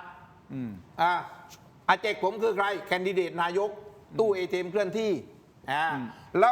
ล้วพี่สมศักดิ์ผมท่านสมศักดิ์ผมนี่ก็คุมภาคเหนือตั้งเยอะแยะลูกน้องเยอะแยะแล้วคุณจะไม่เอาได้ไงคุณมาแทรกแซงพรรคผมเนี่ยฉะนั้นผมถอนตัวพอถอนตัวนั่งเฉยๆคือถ้าหักนะคือเสนอแข่งสู้อันนี้หักแข่งสู้เนี่ยถือหักนะอันนี้ผมไม่แข่งสู้ผมนั่งเฉยๆผมก็รอกเสียงคุณมีปัญญาหาได้ก็หาไปดิ นั่นหมายความว่าถ้าเป็นสูตรที่คุณเทพไทยพูด เพื่อไทยกับกล้าทำนี่ต้องเหนียวแน่นมากนะ ก็ผมบอกแล้วไง ในการเดิน ต้องจับมือเหนียวแน่น ใการดิ ถึงไหนถึงกันนะไม่จะแทงข้างหลังกันนะไม่เอานะ คือหมายความว่าพรรคเพื่อไทยต้องประกาศชัดว่าถอนตัวออกมา แล้วก็พรรคกล้าทำประกาศชัดว่าไม่เสียบแน่ แล้วไปไหนไปกันจับมือกันมีมติร่วมกันสู้ก็สู้ด้วยกันไอ้แบบเนี้ยผมรับรองได้เลย ว่าพรรคภูมิใจไทยตายยังเขียด ถ้าอย่างเงี้ย ตัวรีบขึ้นมาเลยแหละ ถ้าภูมิใจไทยต้องรีบจัดการจัดตั้งรัฐบาลให้เร็วที่สุดใช่ไหมอันนี้คือกกตรับรองผลครบทั้งหมดหรือยังอ่ะ ยัง ล่าสุดอ่ะยังใช่ไหม ยังเยอะแยะ ข ยังเพิ่งนับคะแนนเสร็จบางหน่วย ที่ซ่อม ใช่ไห อะ เพราะฉะนั้นต้องรอการรับรองผลให้อย่างเป็นทางการให้ครบถ้วนก่อน ใช่ ถึงจะ แต่ตรงนี้มันน่าคิด นักคิดไหมนักคิดผมบอกไงนี่วิชาผมมีวิชาอยู่บ้าง ไม่ธรรมดา อยู่การเมืองมา 20 ปีมันจะไม่มีวิชามาเลยยังไงต้องวิชาติดตัวบ้างนะดิความรู้ตัวหัวตัวไม่รอดอยู่ ไม่แน่ใจคุณผู้ชมครับ ก็คงต้องรอติดตามกันต่อไปว่าสูตรนี้ของคุณเทพไทยที่แนะนำมาเนี่ยมันสามารถที่จะเกิดขึ้นได้จริงหรือไม่อย่างไร ผมขออนุญาตพักกองเชียร์แม่ยก หรือกองเชียร์พรรค เชิญ ภู ครั มิ บ ใจไทยอย่ามาโกรธผมนะ อันนี้ผมเสนอเป็นตุ๊กตาเพื่อพิจารณานะผมไม่ได้มีอคติอะไรหรอกกับพวกพรรคภูมิใจไทยหรอกภูมิใจไทยก็เพื่อนผมทั้งนั้นรู้จักกันทั้งนั้นแหละตั้งแต่ครูใหญ่ยันถึงครูน้อยถึงพานโรงรู้จักกันหมด เพราะฉะนั้นไม่มีปัญหาเพียงแต่ว่าผมเสนอไอเดียให้ถกเถียงกัน ถ้าเขาไปนำไปปฏิบัติก็ถือว่าเป็นวิทยาทานก็แค่นั้นเองเห็นไหม อาจารย์ดูภาพผมไม่แน่ใจว่าจะวิเคราะห์อะไรเพิ่มเติมตรงนี้ได้หรือเปล่า แต่ผม เสริม ถาม ผมเลยอาจารย์ ผม อาจารย์เสริมผมเลย อาจารย์อยากเสริมอะไรไหมข้อที่ห จะได้ นึ่งข้อที่ ไปด้ ส วย อ กั ง น ข้อที่สองแกนนำจัดตั้งรัฐบาลครั้งนี้พรรคไหนที่ฮุนเซนไม่อยากให้ขึ้นมาเป็นแกนนำในการจัดตั้งรัฐบาล คือผมว่าถ้าดูในสายตาพนมเปญนะครับเขาน่าจะไม่อยากให้สีน้ำเงินขึ้นมานะครับ โอเค คือที่ผมพูดแบบนี้ก็เพราะว่าเมื่อ 4 เดือนที่ผ่านมาเนี่ยนะครับรัฐบาลอนุทินก็มอบไฟเขียวให้กับกองทัพในการจัดการชายแดน แล้วก็ทำศึกกับกัมพูชาเต็มที่ ซึ่งสร้างความเสียหายให้กับกองทัพกัมพูชามากนะครับแต่ว่าถ้าเป็นรัฐบาลชุดก่อนสีแดงนะครับทางมุมมองของพนมเปญก็อาจจะบอกว่าความสัมพันธ์กองทัพพลเรือนเป็นเนื้อเดียวกันหรือไม่อย่างไร แล้วก็เขารู้ไส้รู้พุงกันดีนะครับแล้วก็สมมติฐานของฮุนเซนก็อาจจะมองว่าสีแดงเนี่ยต่อต้านรัฐประหารมาก่อน คนเสื้อแดงก็ต่อต้านบทบาทกองทัพในทางการเมือง ก็ไม่น่าจะเป็นองค์คาพยพเดียวกันระหว่างกองทัพกับพลเรือนเขาก็เลยทิ่มแทงโจมตีเข้ามาในช่วงจังหวะรัฐบาลคุณอุ้งอิงด้วยส่วนหนึ่ง แต่ผมว่าไอ้สิ่งต่างๆเหล่านี้มันก็เปลี่ยนไปในผลคะแนนของการเลือกตั้ง กลายเป็นว่าสีแดงก็กลายมาเป็นองค์คาพยพหนึ่งซึ่งถ้าไม่นับสูตรของพี่เทพไทยเนี่ยสมมุติว่าคุยกันลงตัวแล้วในการจัดตั้งรัฐบาล ก็จะเป็นรัฐบาลสีน้ำเงิน แล้วก็มีโควต้าคอรมอให้กับสีแดงที่เข้ามาร่วมรัฐบาลด้วย ใช่ครับ เพียงแต่ว่าถ้าเป็นเรื่องของกระทรวงทางด้านความมั่นคงใช่ไหมครับไม่ว่าจะเป็นกลาโหม ไม่ได้อยู่ ประ ใน เท มือสี ศ แดง หรือว่าอื่นๆจะไม่ได้อยู่ในมือสีแดงก็อยู่ในมือสีน้ำเงินนะครับซึ่งอันเนี้ยก็จะเป็นสูตรที่ ในสายตาของพนมเปญก็คิดว่ารัฐไทยก็น่าจะแข็งแกร่งพอประมาณอยู่เหมือนกันนะครับแต่ว่าช่วงนี้มันเป็นช่วงที่เป็นระยะรอยต่อสำคัญของรัฐบาลอนุทิน เพราะว่ายังไม่ได้เปิดสภายังไม่ได้แถลงนโยบายต่อสภา ซึ่งในมุมของพนมเปญก็คิดว่าไอ้ระยะรอยต่อแบบเนี้ยมันน่าจะมีสุญญากาศทางการเมืองบ้างเขาถึงได้แย่นะครับยุนะครับทางการทหารตามแนวชายแดนแล้วเดินสายกดดันในเวทีระหว่างประเทศ แต่ว่าก็ทำอะไรมากไม่ได้ไปกว่านี้นะครับเพราะว่าต่อให้เป็นรัฐบาลรักษาการเนี่ยก็ยังมีความแข็งแกร่งอยู่ ครับ นะครับแล้วก็มอบอำนาจให้กองทัพในการจัดระเบียบชายแดนก็คิดว่าพนมเปญก็ยังทำอะไรประเทศไทยมากไม่ได้สักเท่าไหร่ในช่วงนี้ ครับ นะครับแต่ว่าสูตรของพี่เทพไทยเนี่ยน่าสนใจผมเนี่ยสันทัดกรณีเรื่องการเมืองไทยเนี่ยน้อยนะครับเมื่อเทียบกับพี่เทพไทยเนี่ยแต่ว่าถ้าผมเนี่ยเดาใจว่าถ้าผมเป็นรัฐบาลอนุทินนะครับผมก็คิดว่าต้องดึงเพื่อไทยเอาไว้ให้ได้ คือจะเป็นครม.อะไรใครจะเป็นเจ้ากระทรวงเนี่ยผมว่าถึงเวลาเนี่ยเพื่อไทยอยากได้ใครคนไหนเนี่ยก็เต็มที่เลยนะครับแต่ว่าถ้าอยากจะเอาเทคโนแครดมืออาชีพนะครับเข้ามาบริหารประเทศเนี่ยแต่ว่าต้องให้มันได้ดุลจากโควต้าของนักการเมืองด้วยที่เขากำศึกชนะในการเลือกตั้งเป็นโควต้าของแต่ละพรรคก็อาจจะใช้วิธีว่าคนที่จะเข้ามาเป็นรัฐมนตรีหรือรัฐมนตรีช่วยเนี่ยก็เป็นเรื่องที่แต่ละพรรคเสนอแล้วก็ไปตั้งผู้เชี่ยวชาญ คนที่มีความรู้ความสามารถเนี่ยเข้ามาเป็นแผงคณะที่ปรึกษาก็ได้อีกนะครับก็ทำให้หน้าตารัฐบาลไม่ได้ขี้เหร่มาก เพราะว่ามีเทคโนแครดมีผู้เชี่ยวชาญนะครับคือผมมองว่าตอนเนี้ยภูมิใจไทยเนี่ยใช้คุณสุปจีคุณเอกนิตแล้วก็คุณศรีหศักดิ์ใช่ไหมครับเป็น เอกนิติ ครับผมเป็นแกนหลักในการขับเคลื่อนแล้วก็สะท้อนความเป็นมืออาชีพนะครับผมก็ดูแล้วก็คล้ายกับสี่กุมารในสมัยพลังประชารัฐอยู่ประมาณนึงแต่สี่กุมารเนี่ยเป็นมือเศรษฐกิจล้วน ครับ ๆแต่ว่าของรัฐบาลอนุทินเนี่ยคุณศรีหศักดิ์ไม่ใช่มือเศรษฐกิจแต่ว่าเป็นมือด้านต่างประเทศ ครับ ก็ถือว่ามีส่วนผสมของทั้งซุ้มบ้านใหญ่นะครับของทั้งมืออาชีพเข้ามาบริหารนะครับ โอเครอดูต่อไปฮะนี่ก็เป็นการวิเคราะห์ของอาจารย์ดุลภาพ ใช่ ซึ่ ถูกต้องก็รอ โเค ดู อันนี้ไม่ได้ไปแทรกแซงอะไรนะครับ อย่าไปคิดมากนะครับพวกกองเชียร์ผมกลัวผมทัวร์จะมาลงไม่มีที่จอด บ้านผมที่แคบจอดรถทัวร์ไม่ได้ โอเค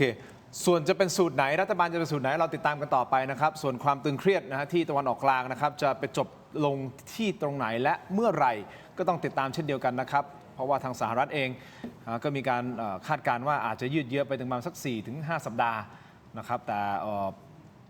เราก็ต้องติดตามอย่างใกล้ชิดแหละนะฮะว่าเราจะต้องดำเนินการอย่างไรนะครับโดยเฉพาะเรื่องของพลังงานเรื่องของน้ำมันนะครับผู้ชมมาดูกันนะฮะโหวตวันนี้โหวตกันเข้ามาเท่าไหร่เอ่ยขอดูผลการโหวตนะครับเราถามว่าคุณคิดว่ามีแนวโน้มที่จะเกิดสงครามโลกนะฮะขออภัยสงครามโลกครั้งที่ 3 หรือไม่มีแนวโน้มนะฮะอยู่ที่ 62%ไม่มีแนวโน้ม 23%ไม่แน่ใจที่ 15%นะครับจากคนโหวตเข้ามา 5,000 กว่าโหวตนะฮะในวันนี้ขอบคุณทุกท่านสำหรับการติดตามนะครับและขอบคุณผู้สนับสนุนรายการของเราและขอบคุณแขกรับเชิญของทั้งสองท่านด้วยนะครับพี่เทพไทยครับ สวัสดีครับสวัสดีอาจารย์ ขอบคุณมากครับ สวัสดี อาจารย์ครับ ครับ ทั้งหมดนี้คือตรงไม่เถียงครับลาคุณผู้ชมไปก่อนครับสวัสดีค ส รับ วัสดีครับ